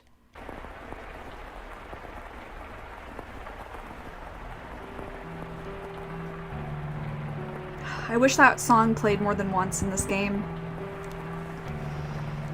It's so good. I highly recommend listening to it again after we get to a certain point in this game. And I will say when, because there's something actually kind of special about that song. Man. Rest in peace, Maria. The rain just keeps on coming. I wonder if we'll be able to go home today. Hey, Jacopino! Say something, you little wuss. Don't shout. You're gonna give me a headache. The lightning's way louder than me.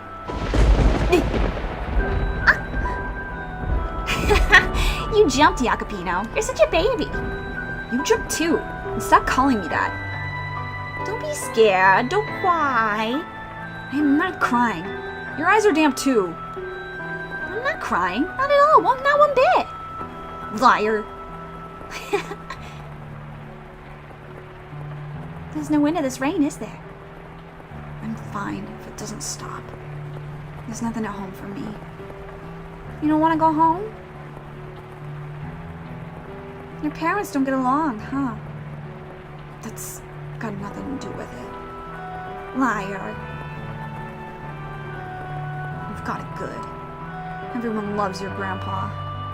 Whenever anyone needs something, they come to him. And there's a great man. Huh? How did Grandpa become part of this? No reason. Not everyone likes him. He gets just as much hate as love. Grandpa's not really a model citizen. He's mostly just shrewd. Are you jealous? Not. The old man is, though. Huh. Is he now? Well, your dad's got his good points too, I think. Like, I don't know. He seems like the kind of man who can accomplish big things. Though he seems a lot stricter than my grandpa. Oh, come on. I don't get you. What are you clamming up for? No reason. If you don't want to go home, then how about we go somewhere far away from here? Huh? Once it stops raining, let's get out of here. Head up to the capital, find some work. We could make it work, just the two of us. Oh, and we'll bring Nero, of course. If we could. That would be nice. Break free of the city and its outdated traditions. Head somewhere bigger, more forward-thinking. If only it were possible. It's all right, Maria. I know you were just joking. We wouldn't be able to find any work anyway. If the two of us ran off, we'd be starving in a month. You'd have to be blind not to see that. Right. Let's go home once the rain lets up. Yeah, once it does. But until then, I know, let's sing. Sing even louder than the lightning. And maybe you'll stop crying, Jacopino. I am not crying. Come on, let's sing. La la la le ro da re ro da le ro da le ro da le ro da la la la le ro da le ro da le ro da le ro da le ro da le ro da.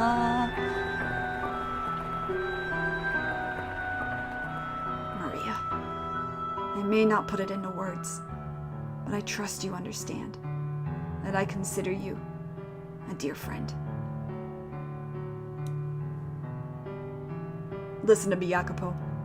My actions were justified. I did what I did for the betterment of this city, this land. The Campanellas are too conservative. Under their control, this country will atrophy. Progress will continue to lose steam. If we don't push forward, we'll fall farther and farther behind. Before long, you'll be made the next Capo Familia. But until that day, you will cross over to the New World and establish the Cosca there. Unify us, bolster us, make us strong. I'll handle things back here.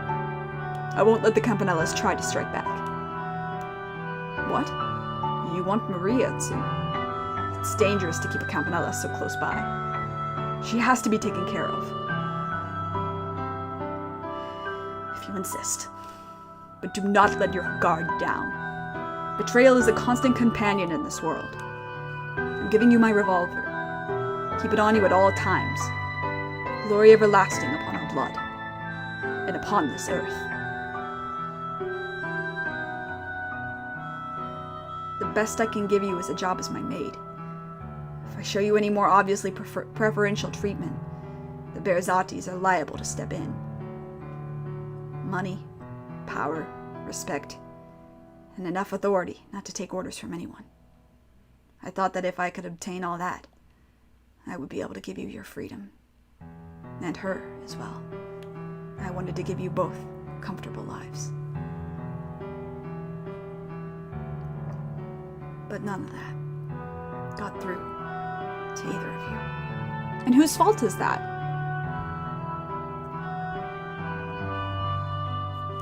Whose fault is that, Jacopo?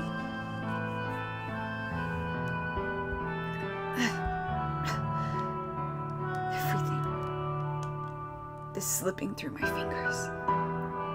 Her love. My friendship with Maria. Both of their smiles. Master! Master! What was that sound? So much blood!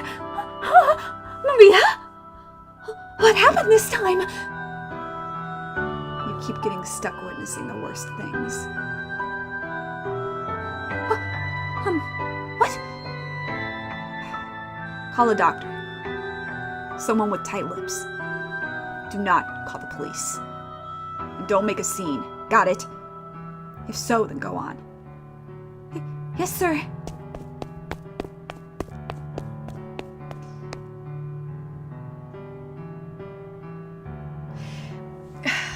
I mean, but he could have a conversation. It's not about believing, it's about having the conversation. And, like, even just saying his feelings to Maria, he never really said, like, Maria, you are my... Like, he wasn't clear about his feelings at any point. So I get why he believed Maria over his wife, because he knew Maria longer. That part isn't the part that I think is, like, stupid of him, necessarily. It is stupid, but it's, like, realistically, like, anyone would do that, I think. But his inability to explain his feelings and put them into words is very detrimental to him as a person. Right. Not everything is still slipped from my grasp. My money and influence are all that's left. That is what you wanted, though, is it not? You sought money and power, no? Aren't you going to go? Yes, I will. But first, I would like to ask you something. What do you intend to do from here? What am I gonna do? Exactly the same as before. There is but one thing for me to do. I see. Will you eventually find solace in your riches? The way I see it, money and power can be your ally, but they can become your enemy in the blink of an eye. If you do not put them into words, your feelings will never make it through to anyone. There. Maid-san said it. Thank you, maid. Excuse me, the maid. For unlike money, humans are not measurable by their appearance.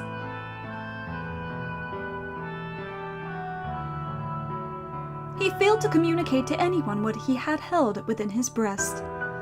He was chained down by his place in society, his pride, his relationships, and his own heart. And at some point, he found himself in a position where he was no longer able to speak his mind. After enough time, he likely forgot how to be genuine at all. Or perhaps someone like him simply would not, even if they knew how. In any event, there are many things in this world that cannot be communicated without being put into words. How sad that his tale should end without him expressing how he truly felt. How hard it must have been to never clear up his misunderstandings. After Jacopo's confrontation with Maria, the Pacific Railroad was completed, as scheduled. Celebratory cheers shook the new world as the last spike was driven into the rails. Jacopo, however, could not even manage a smile listening to the telegraph. And I am sure you can take a guess as to why. The people with whom he wished to share that moment with were not there. Shortly following her death, Jacopo held a private funeral for Maria. Then he commenced a search for the white-haired girl. But he did not do so alone. He hired others to help, did everything in his power to find her, tirelessly searching for many, many years. However, he was never able to locate her, and he spent the remainder of his life alone. Money, power, renown, servants. The world around him was always quite lively, but solitude was his only companion. He waited, and he waited, and he waited for the white-haired girl to return. The years crawled by, and with no family or loved ones at his side to care for him in old age, he died alone.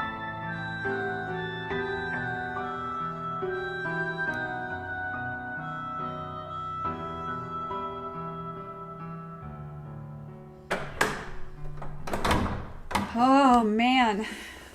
And that was door 3.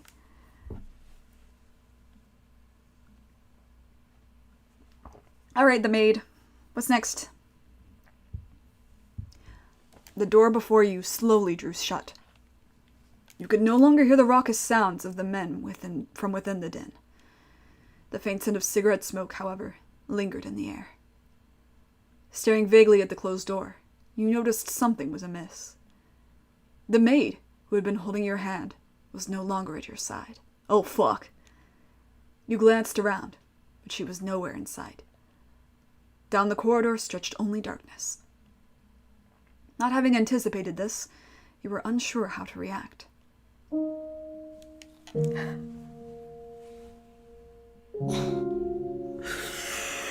I'm fine. I'm just gonna pour myself some more water.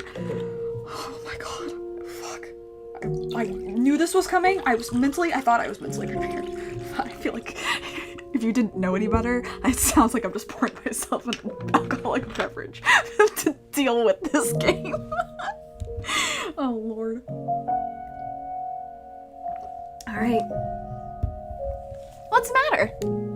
You lost, or are you just trying to take in the sights? A voice called out to you, but it was not the maid's voice. Caught off guard, you spun around, confused, in search of the source. Where you looking? I'm over here. Yeah, there you go. A little more to the left. Following the voice's instructions, you found yourself facing a wall. You look like you just seen a ghost. Hey, now, come on, don't turn away. Yep, you got it. I'm the one talking to you. The voice was coming from within the painting. When you had passed by this wall on your way to the third door, a magnificent landscape painting had been hanging there. Indeed, it had been. We wanted to look at it, but the maid kept fucking walking, so we didn't get the chance. But now, the canvas was a deep shade of black, as if it had been dipped into a vat of ink. Been a while since I talked to anyone. So tell me, you can hear me all right, can't ya? Splendid. Been so long since I've had a conversation. I was afraid I might have forgotten how to talk. So tell me, who might you be? You don't know? Well, isn't that quite the pickle? Then how about we have a little chat, eh? You got yourself turned around and aren't sure where to go, yeah? Well, I'll be happy to tell you anything I can. Just ask away. The painting sounded rather high-spirited. Perhaps he was simply excited to have the opportunity to speak with someone. So you decided you would ask the painting a few questions.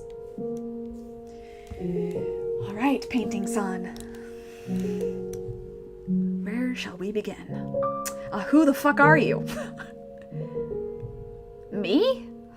Well, as you can see, I'm a painting. Why did I end up as a painting? Hard to say. Maybe I was reborn as a painting because I used to really like art. Although there are things I've painted that I wish I hadn't. Maybe that regrets would turn me into this. Hopefully I get the chance to apologize to him about that. Anywho, no point in getting into any more detail than that. Wouldn't mean anything to you, so enough about me. Oh, right, you don't know anything about yourself. A shame that. Alright then.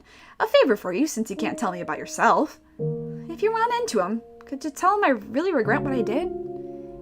I know I should tell him myself, but, well, as you can see, I'm stuck here. Can't move an inch, so I've got to ask for help. I feel absolutely terrible about painting that picture. I know, yeah, the deadline's way past on that one, but that's what makes it regret, yeah?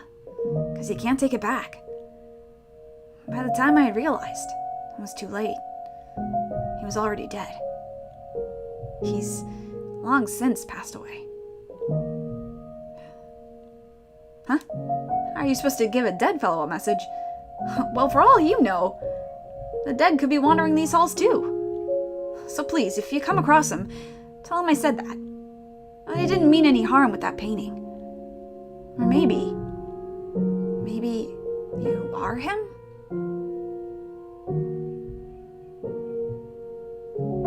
Okay, well, if you think I'm someone, who am I? Just because you don't know who you are doesn't mean you can go around asking other people. I'm not a person, you say. Well, no, you're right, but I'm not gonna know anything about you that you can't tell me yourself. I mean, from where I'm standing, you look almost like a walking cloud of shadow. I can't even tell what you look like. The maid who was with you before, did she call you Master? I see. But the question is, which era's Master are you? How many doors have you been through? 3 doors, eh? And of those, did any of them bring anything back? Ah, well, it's not an easy thing recovering yourself. Or maybe you weren't behind any of those 3 doors. Yeah, that's gotta be it. That was your first time witnessing those tragedies. Yours is another door. So tell me, how'd you feel looking behind those doors? Was it frightening? Saddening? Heart-wrenching? Well, let me tell you something. You were able to bear them because they weren't your tragedies. If the next door you open is yours, will you be able to bear it? Will you be able to accept your own tragedy? It's one thing seeing others suffering, but your own. If you have to face emotions you want to keep buried, secrets you wanted to keep hidden away, and pain you wanted to forget, do you think you'll be able to accept them as your own? If you can't, I wouldn't blame you.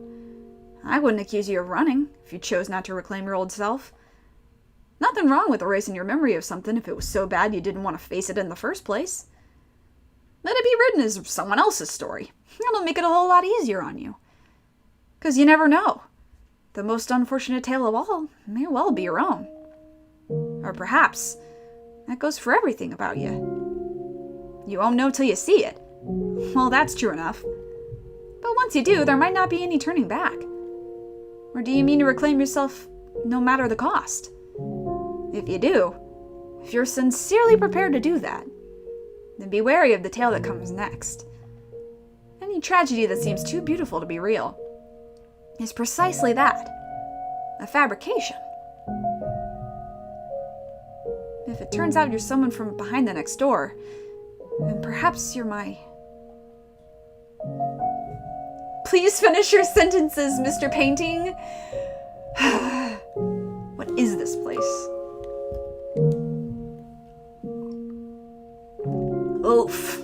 Talk about some hard-hitting questions. I'm probably not the one who will be able to answer that for you.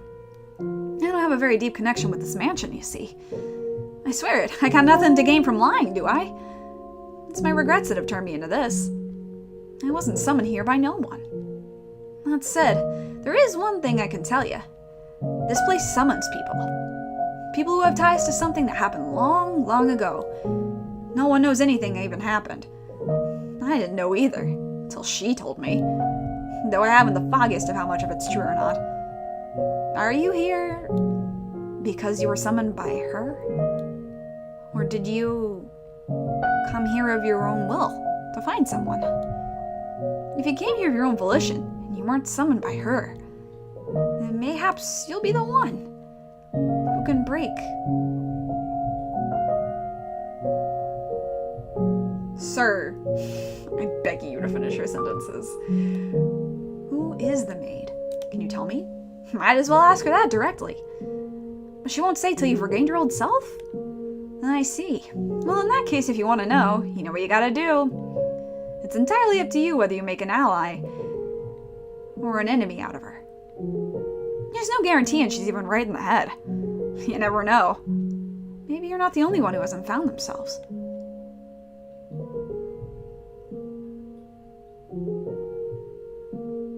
I haven't talked that much in a long time.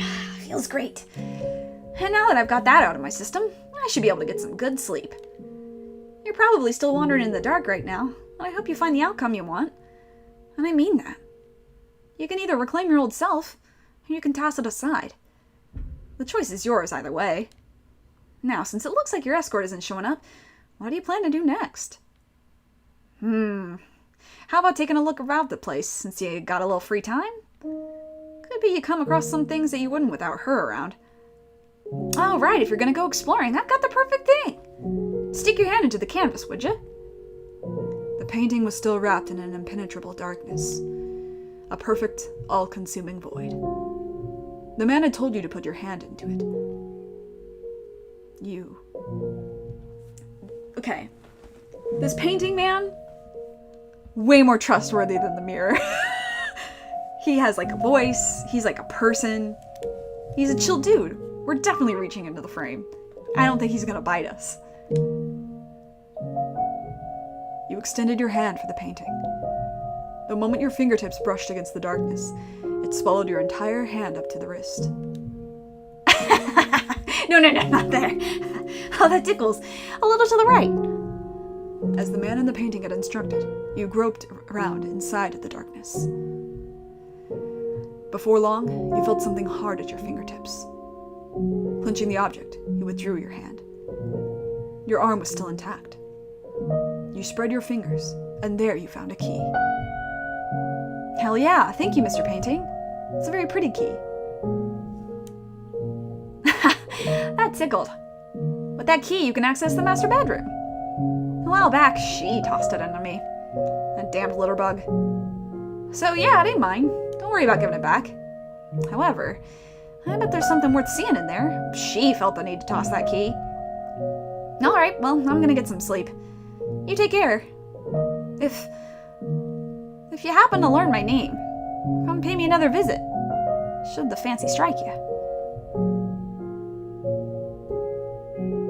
I will. Having said that, the painting fell quiet. In your hand lay a small key. It seemed rather antiquated and vaguely familiar. Silence once again drew over the corridor. You stood there all alone, no sign of the maid. After considering it for a few moments, you decided to explore the mansion on your own.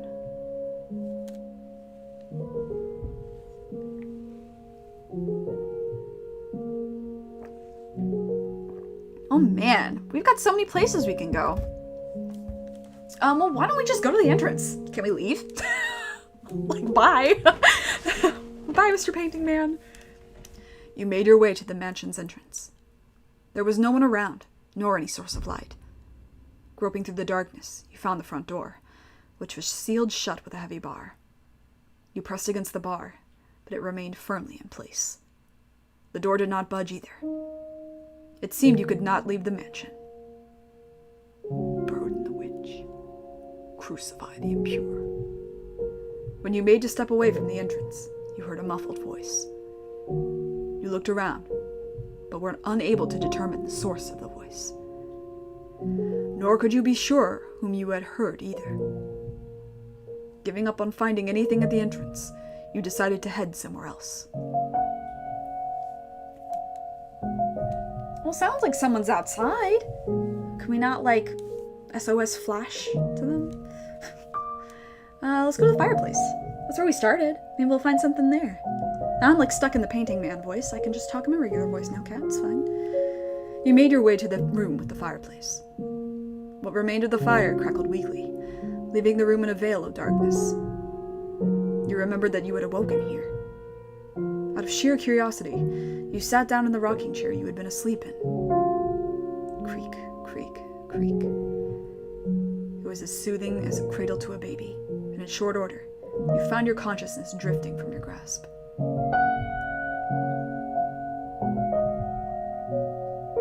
Reading a story by the fireplace like this almost makes it feel like we're in another world, doesn't it, Master? I bet that's why troubadours perform at pubs, so they can be near the fire. Oh, you're such a cynic. But that's okay. Say, do you remember when I first arrived here? When I was cleaning the library.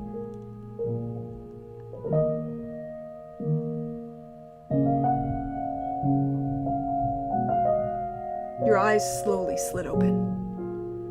Fragments of a pleasant dream lingered in the back of your mind. The crackling of a fire, the taste of warm wine. However, there was nothing pleasant about the fireplace sitting before you. No warm, crackling flames. In fact, the brisk air of the room overpowered the remnants of embers left there. A chill ran down your spine. Afraid you might freeze stiff if you stayed there much longer, you resumed your exploration of the mansion. We took a nap. That was helpful. Helpful nap. Okay. What's next? I'm gonna go to the library. The thing just mentioned the library, so we should go to the library.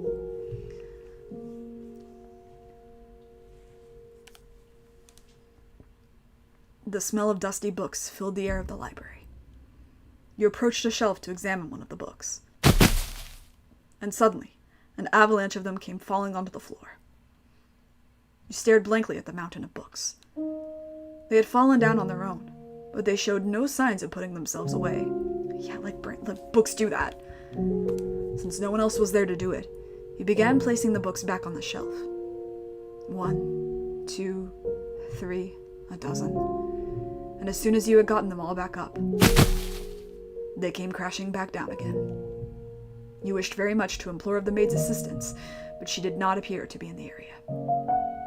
Pretending you had not seen anything, you made your way back to the hallway.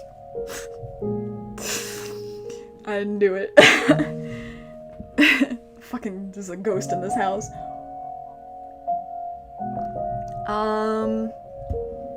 Well, dang, why don't we go to the Rose Garden? I mean, I know we've already been there, but like, why not, right?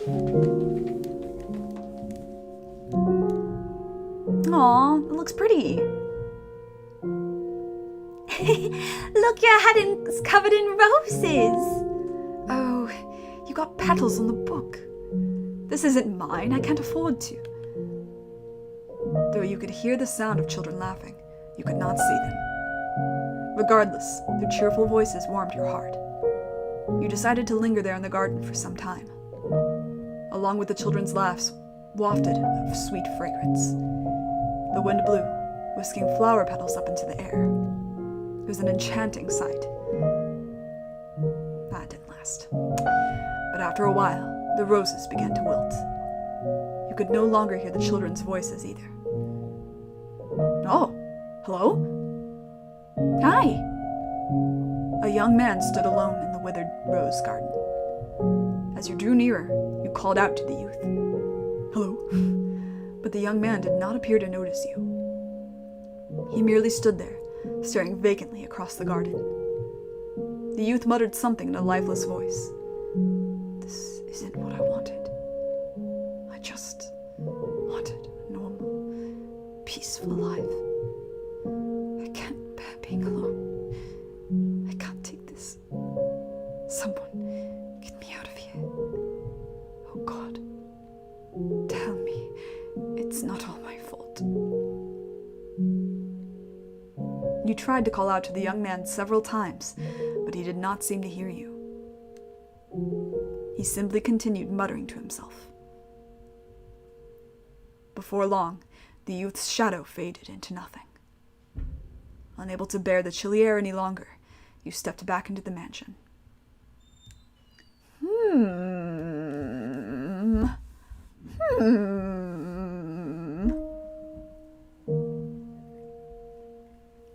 Well, I guess if the Rose Garden came first, we go down to the cellar next.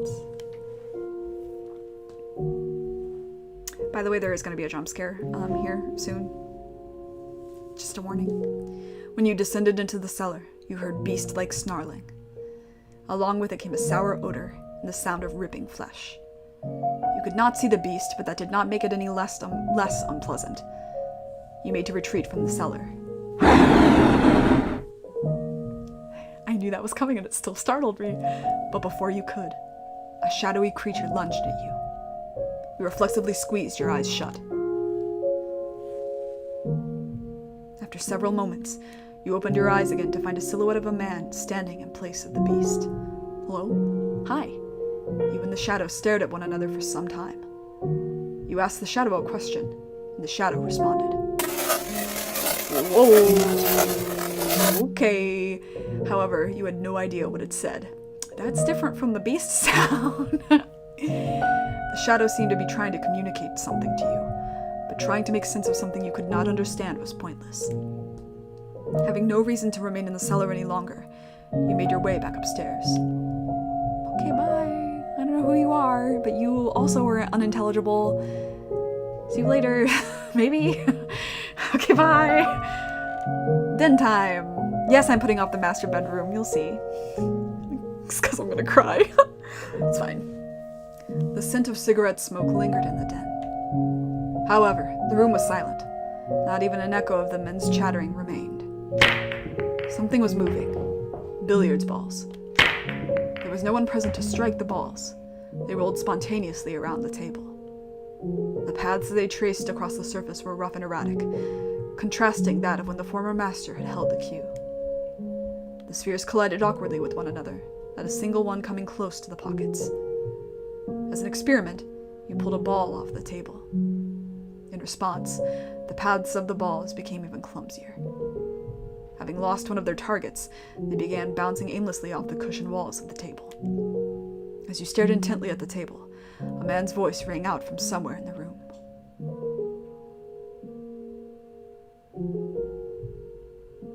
Spinning around, you saw a silhouette of a man.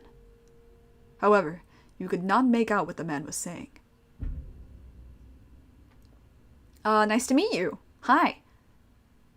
The man thrust his finger at the table. He appeared to want you to return the ball. That's very fair. I'm sorry I messed up your game of probably 9-ball. You reluctantly placed the billiards ball back on the table. When you did, the balls resumed endlessly colliding with one another, never landing in any of the pockets. You looked up to find the shadow gone. Having determined that the maid was not going to appear in the den, you exited the room, making your way back into the corridor.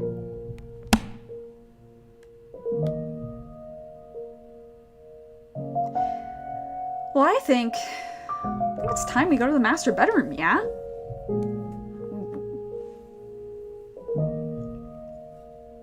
I mean, who cares about the stained glass window, right?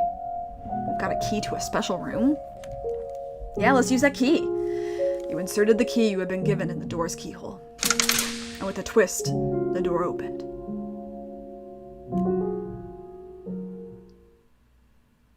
The master bedroom was shrouded in darkness, much like every other room in the mansion.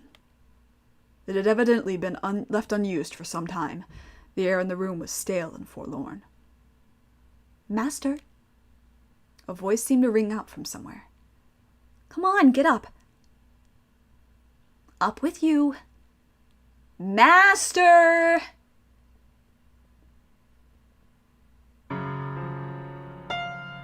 See? What did I tell you? It's so much nicer in here with a little light.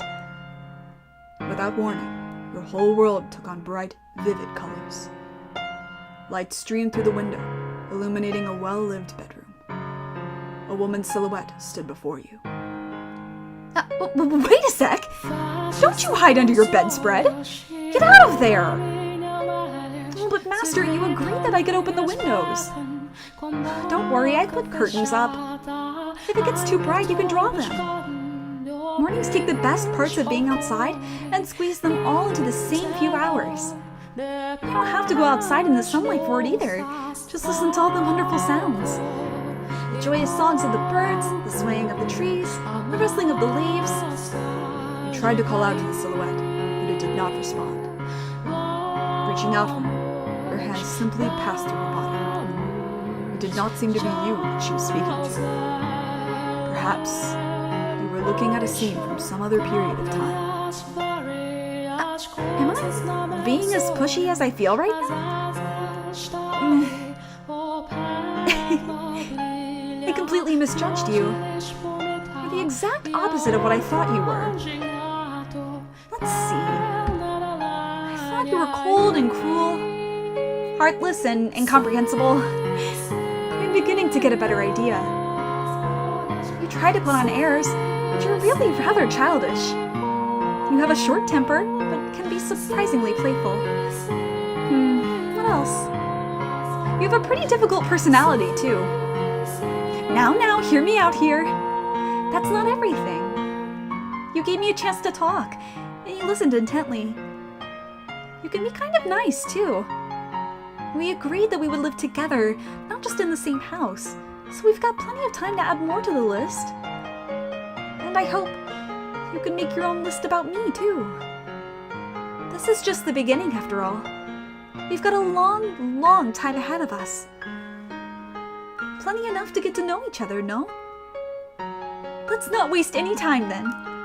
What do you say we do something today that we haven't been able to do before? Where should we begin? Oh, I know. We can get this place cleaned up. Now that there's some actual light in here, we can see all sorts of things we'd probably rather not. Like dust all over the place.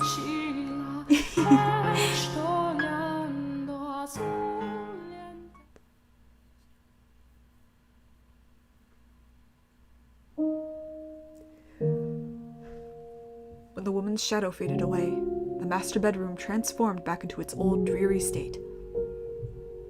Master, can you say my name?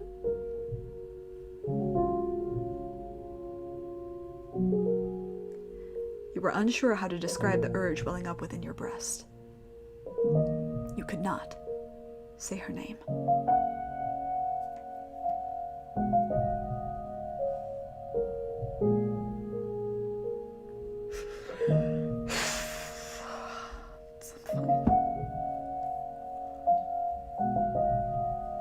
He stood unmoving in the master bedroom for some time, but it did not appear anything else was going to happen. So you decided to head somewhere else.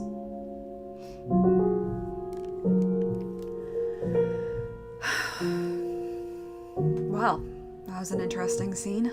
I'm fine. I'm gonna just pour myself some more water.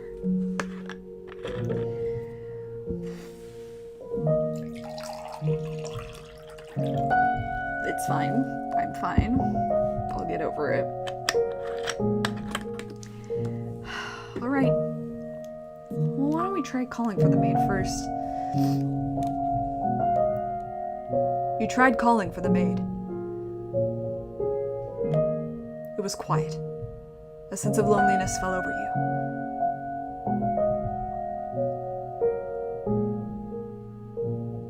Well, that was completely unsuccessful. Waste of time. We could keep doing it, but let's go to the stained glass window. Stained glass window. I have a hard time with that word. It was not just the sun. No, it wasn't. You approached the stained glass window. An array of pews was arranged facing the stained glass. There seemed to be an air of tranquility about the room.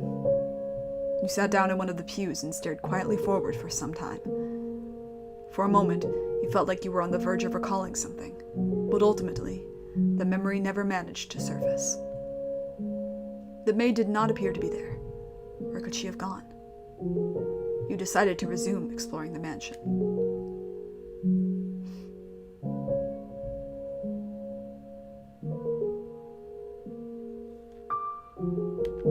No, I want to stay here. I wanted to see, so truth be told, I know this is like the last place I was supposed to be. And I wanted to see what would happen if it would combine the two scenes if I did this last, or if it would just make me do it twice. The answer is it would just make me do it twice. Very funny. Nice little catch that they have there. To make sure you can't fuck up. Thank you, game designers. You returned to the room with the stained glass window. You had searched throughout the mansion, but had no luck finding the maid. You felt somewhat tired, though you were not sure whether it was physical exhaustion or otherwise. You had little interest in doing any more moving about. Taking a seat in one of the pews, you gazed up at the stained glass. Staring solemnly down back at you was the archangel said to weigh the souls of the deceased. Perhaps he was trying to weigh your soul.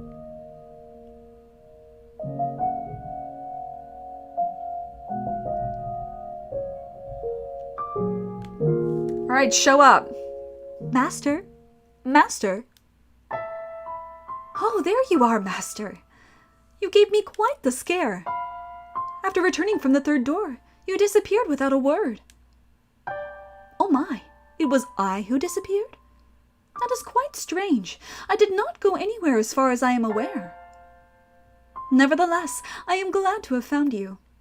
I would have been at a complete loss for what to do if I had been separated from you yet again. I did indeed say that when you first arrived. I have been waiting for your return for a very long time. For centuries, as a matter of fact. That would make me a ghost, then, you say? I am very much not a ghost. Would I be able to hold your hand if I were? Saying this, the maid took your hand. It was cold enough to send a shudder down your spine, and completely devoid of life. Though, as chilling as it may have been, you still took comfort in the feeling of her hand in yours. The maid looked down at you with gentle eyes. After a few moments of silence, she sat down beside you.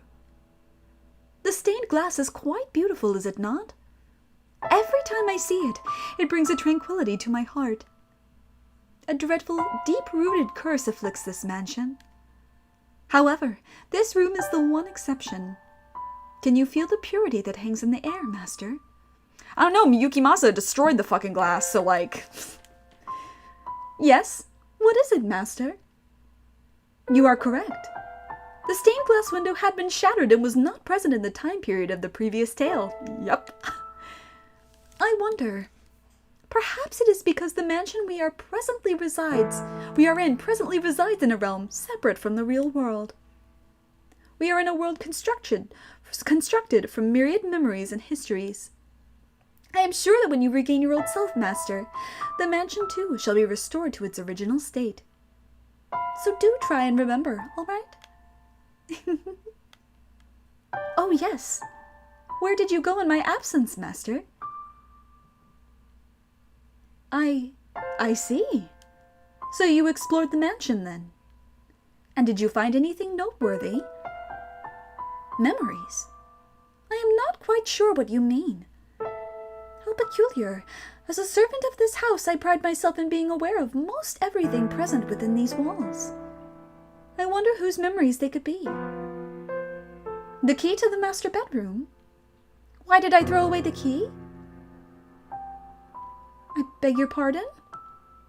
You say a painting told you? You could see the perplexity written on the maid's face. You had never seen her make such an expression before. I know nothing of any key. Oh, Master, you should not tell jokes meant to cause others discomfort.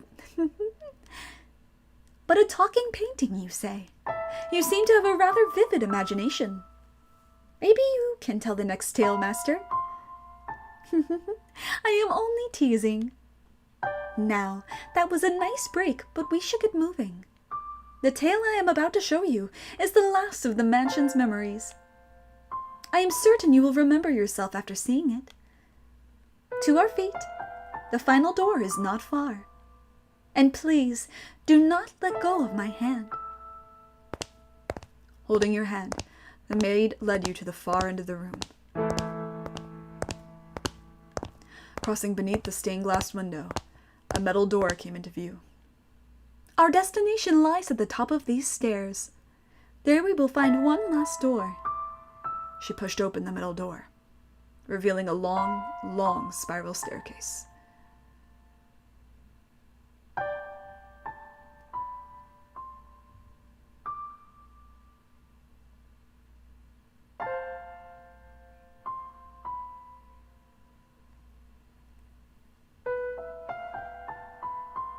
It will be a bit of a walk, so let us be on our way. And please do watch your step. This is called an observation tower. Normally, towers such as this were built in castles or churches, so it is rather strange for there to be one in a mansion. The last door I wish to show you, Master, resides at the top of this tower. Rectangular windows were carved out of the stone in several locations along the way up the spiral staircase. You attempted to peer out of one of the windows, but all you could see was a thick layer of fog. Perhaps the maid's suggestion that the mansion did not presently reside in reality was, in fact, correct. With each step upward, you found yourself gripped by an indescribable sense of anxiety. The feeling somewhat resembled irritation or annoyance. Sensing this, the maid tightly gripped your hand. There is nothing to worry about. You will be fine. It is all in the past. No matter what may happen, so long as you do not let go of my hand, you have nothing to fear. You and the maid continued climbing the staircase. Up and up, around and around, marching ever nearer toward the supposed final door. High up into the tower, as the light from below drew distant, a rotten wood door came to view. Patches of what appeared to be blood stained the surface, and holes had been bored into it with sharp objects of some sort. You heard a scream from far below, where no one should have been. "Kill the witch! Kill the witch! Kill the witch! Burn her! Burn her! Burn her!" You were struck with fear. The next moment, the maid opened the door. And then you slowly descended into darkness. Oh man, we're on the 4th door. Let's go! Hell yeah! Turn of the century, am I right? Set on a pot, set it on, and also pour water into it. Gather the pieces thereof into it, even every good piece, the thigh and the shoulder. Fill it with the choice bones. Take the choice of the flock, and burn also the bones under it, and make it boil well, and let them seethe the bones of it therein. Thus saith the Lord, woe to the bloody city, to the pot whose scum is therein, and whose scum is not gone out of it. Bring it out piece by piece. Let no lot fall upon it.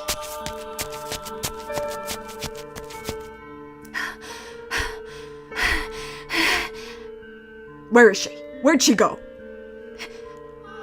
She came down this way, I'm sure of it. Find her. Find her. And burn her. Burn the witch. Burn the witch. Burn the witch. Burn the witch. Burn the witch. Burn her. Burn her. Oh, you get the idea. Fucking burn the witch, man. Let's fucking burn the witch. They're chanting. It's hard to chant on your own.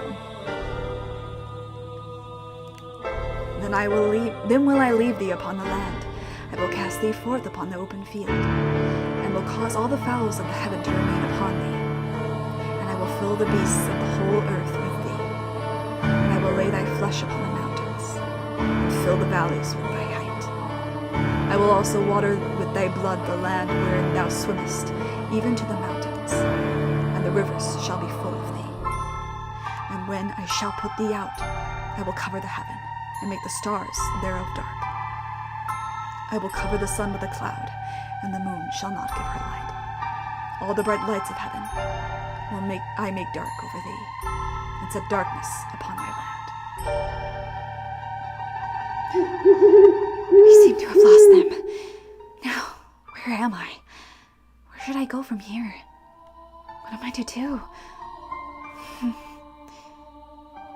Darkness spreads as far as the eye can see. Not a ray of light shines down upon me. All that strokes my cheeks are tendrils of darkness. Every passing day, every fading hour, my world is engulfed in ebony. There exists no kindness in this shadow, only solitude. I've lost track of how long I've been on the run, wandering aimlessly, lost, until I arrived at this dark forest. I no longer have anywhere to go. O Father who art in heaven, I kneel to thee with all my heart, and ask thee of my blessing, of thy blessing. My bad. Fuck.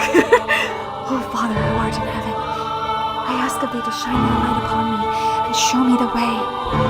Please have mercy upon my soul. Oh, Father who art in heaven, I do love thee dearly. Hallowed be thy name. Please show me the way. I may be shunned and persecuted, and I may have no place to go. But nevertheless, I am unable to give up on life, to cast aside my hope.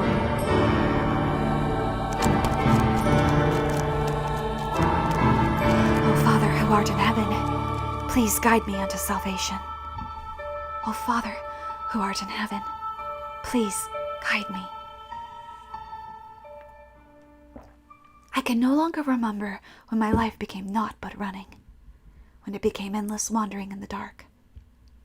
And now, when I've reached the point where I've long since forgotten my hunger and thirst, my voice has become hoarse, my vision gone blurry, and my consciousness begun sinking into a hazy morass. Excuse me. That mansion appears before me, wrapped, excuse me, in a morning fog that seems to foretell rain. Sorry about that, I have allergies and I'm outside.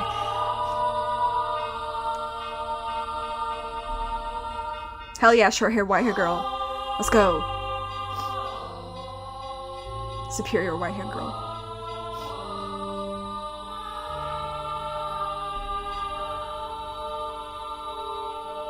Oh my. The mansion comes into view like the world fading in after a dream. It doesn't appear as though anyone lives here. All the windows are either boarded up or shuttered, as if it's long since been abandoned. A tower, which seems out of place in a personal residence, stands tall beside the mansion. The whole building seems as though it could disappear within the fog. It has an unwelcoming presence, freezing me in my tracks. However, if this is where you have led me, then I shall follow your guidance. Having nowhere else to go, this mansion is my only salvation. The light that guides my way. And so I must have faith that no matter what I find, whether spirits or wild beasts dwell within these walls, that this is where I will find peace.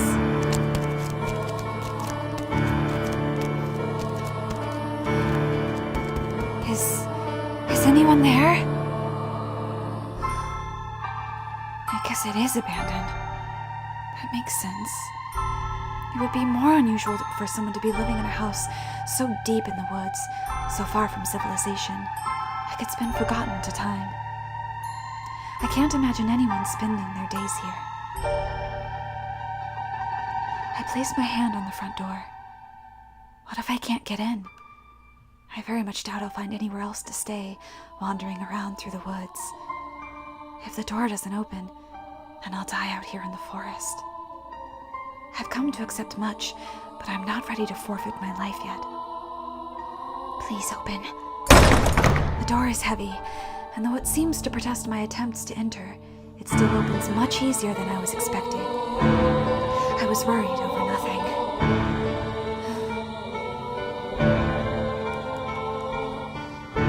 Looking in, I get the strangest impression light is being swallowed up into the mansion's depths. Rather than going inside, it feels as though I'm about to step outside the boundaries of this world. When I close the door, it's so dark I can't even tell where I'm walking. I wonder if the window's open. I manage to fumble my way over to a window. It's tightly shuttered, and the shutters are caked with rust. I'm probably not getting it open without a fight. If only I had some source of light. I can't even see my hand waving in front of my face. It feels like the floor will fall out from under me, and I'll sink into eternal darkness if I don't watch my step. Fighting back that fear, I slowly walk forward, tracing the wall with my hand. There's a door at the end of a long corridor. I pull it open, and a wisp of bone-chilling air brushes past me. It's too dark to see anything, but I can feel something different present in this area than the rest of the house. Uneasiness grips me. Is anybody there? My voice simply disappears into the void. No response. As I'm pushing forward through the freezing air, For a split second, I spot a shimmer of light. Squinting my eyes, I'm able to make out a large window.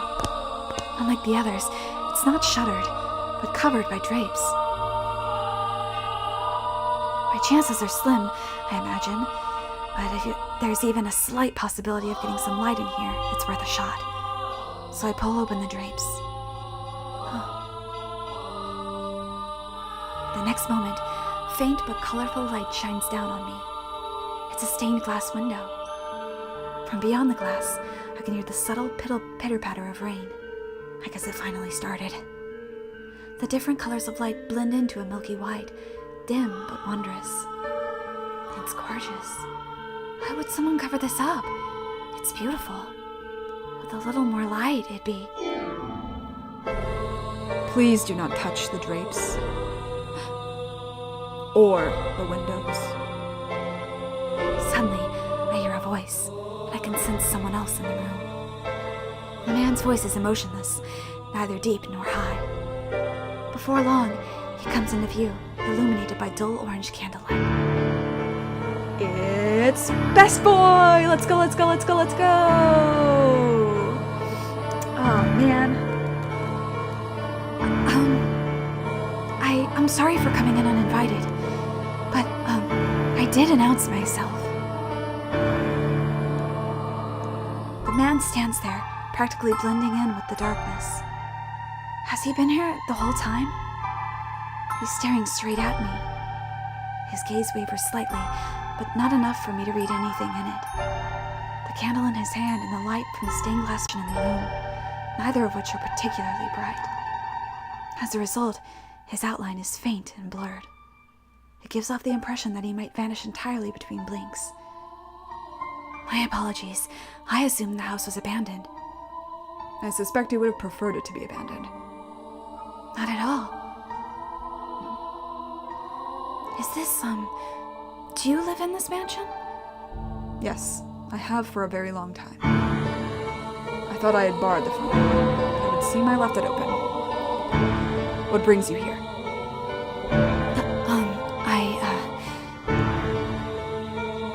If you're lost... Oh, sorry. If you're lost, I am happy to give you directions. He does need head pets. Here, with my mouse I can give him head pets. Watch this.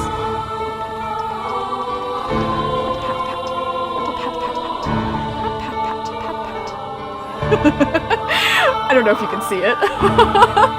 Oh yeah, you can. Okay, good. If you're lost, I am happy to give you directions. There is a village west of here. It should take you maybe half a day on foot. If you are in need of money, help yourself to some of the furniture.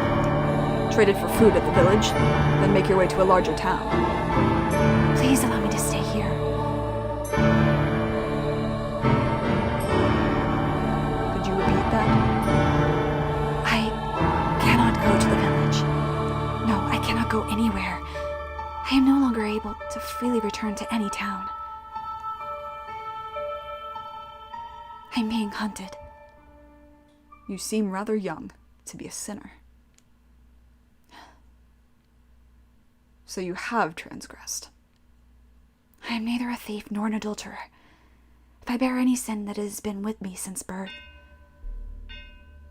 I will do everything I can to stay out of your way. I simply ask that you grant me shelter until it all blows over. If you wish to know of my transgression, I will tell you. So please, do not throw me out. I see. And do you ask this of me, aware of how people refer to this mansion? Pardon? It is said that a witch once lived in this house. And not just any witch, a cursed witch. This house has been tainted by her seething hatred, and all who dwell within it meet their demise. But you live here, don't you? Like her, I too am cursed. Huh? What kind of curse? I love his sprites are just eyes open, eyes to the left, eyes closed. The one thing I can tell you is that your life is in danger if you get involved with me. Should you approach my curse, I am likely to take your life. You'll kill me? Yes, so you do not belong here. To live with me in this mansion is to sentence yourself to death. No matter what path I choose, I very much doubt I have a future. And if that's the case, then I shall live how I want. I don't care what people say about you, or this mansion. I wish to stay here. You might think I'm rather strange, but my heart tells me that I must stay here. That I was guided here. And hearing what you have to say only reinforces that. What are you scheming? I am not scheming anything.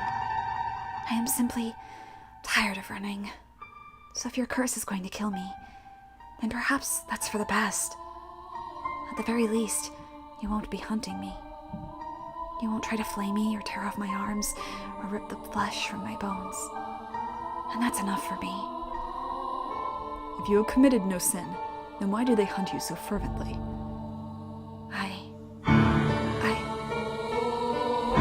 I'm accused of being a witch.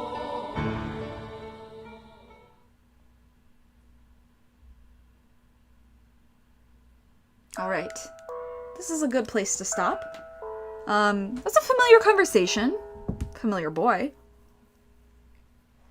Though the dialogue, when I look back on it... what's the way to do this?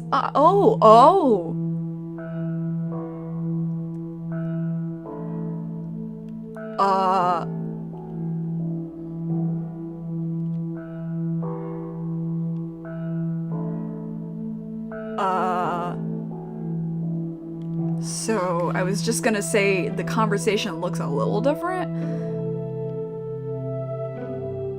but we seem to have.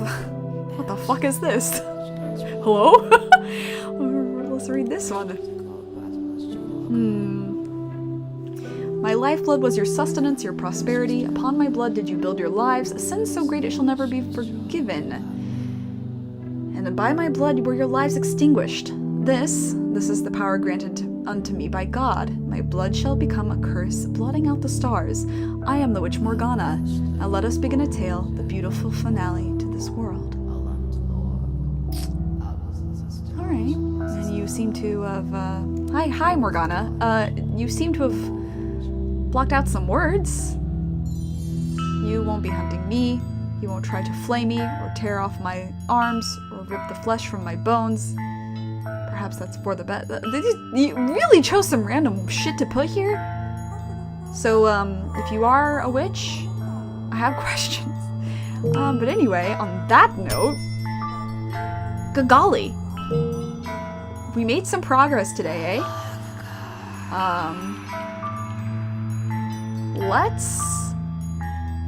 Let's pop a save. I believe this is the Misty Manor.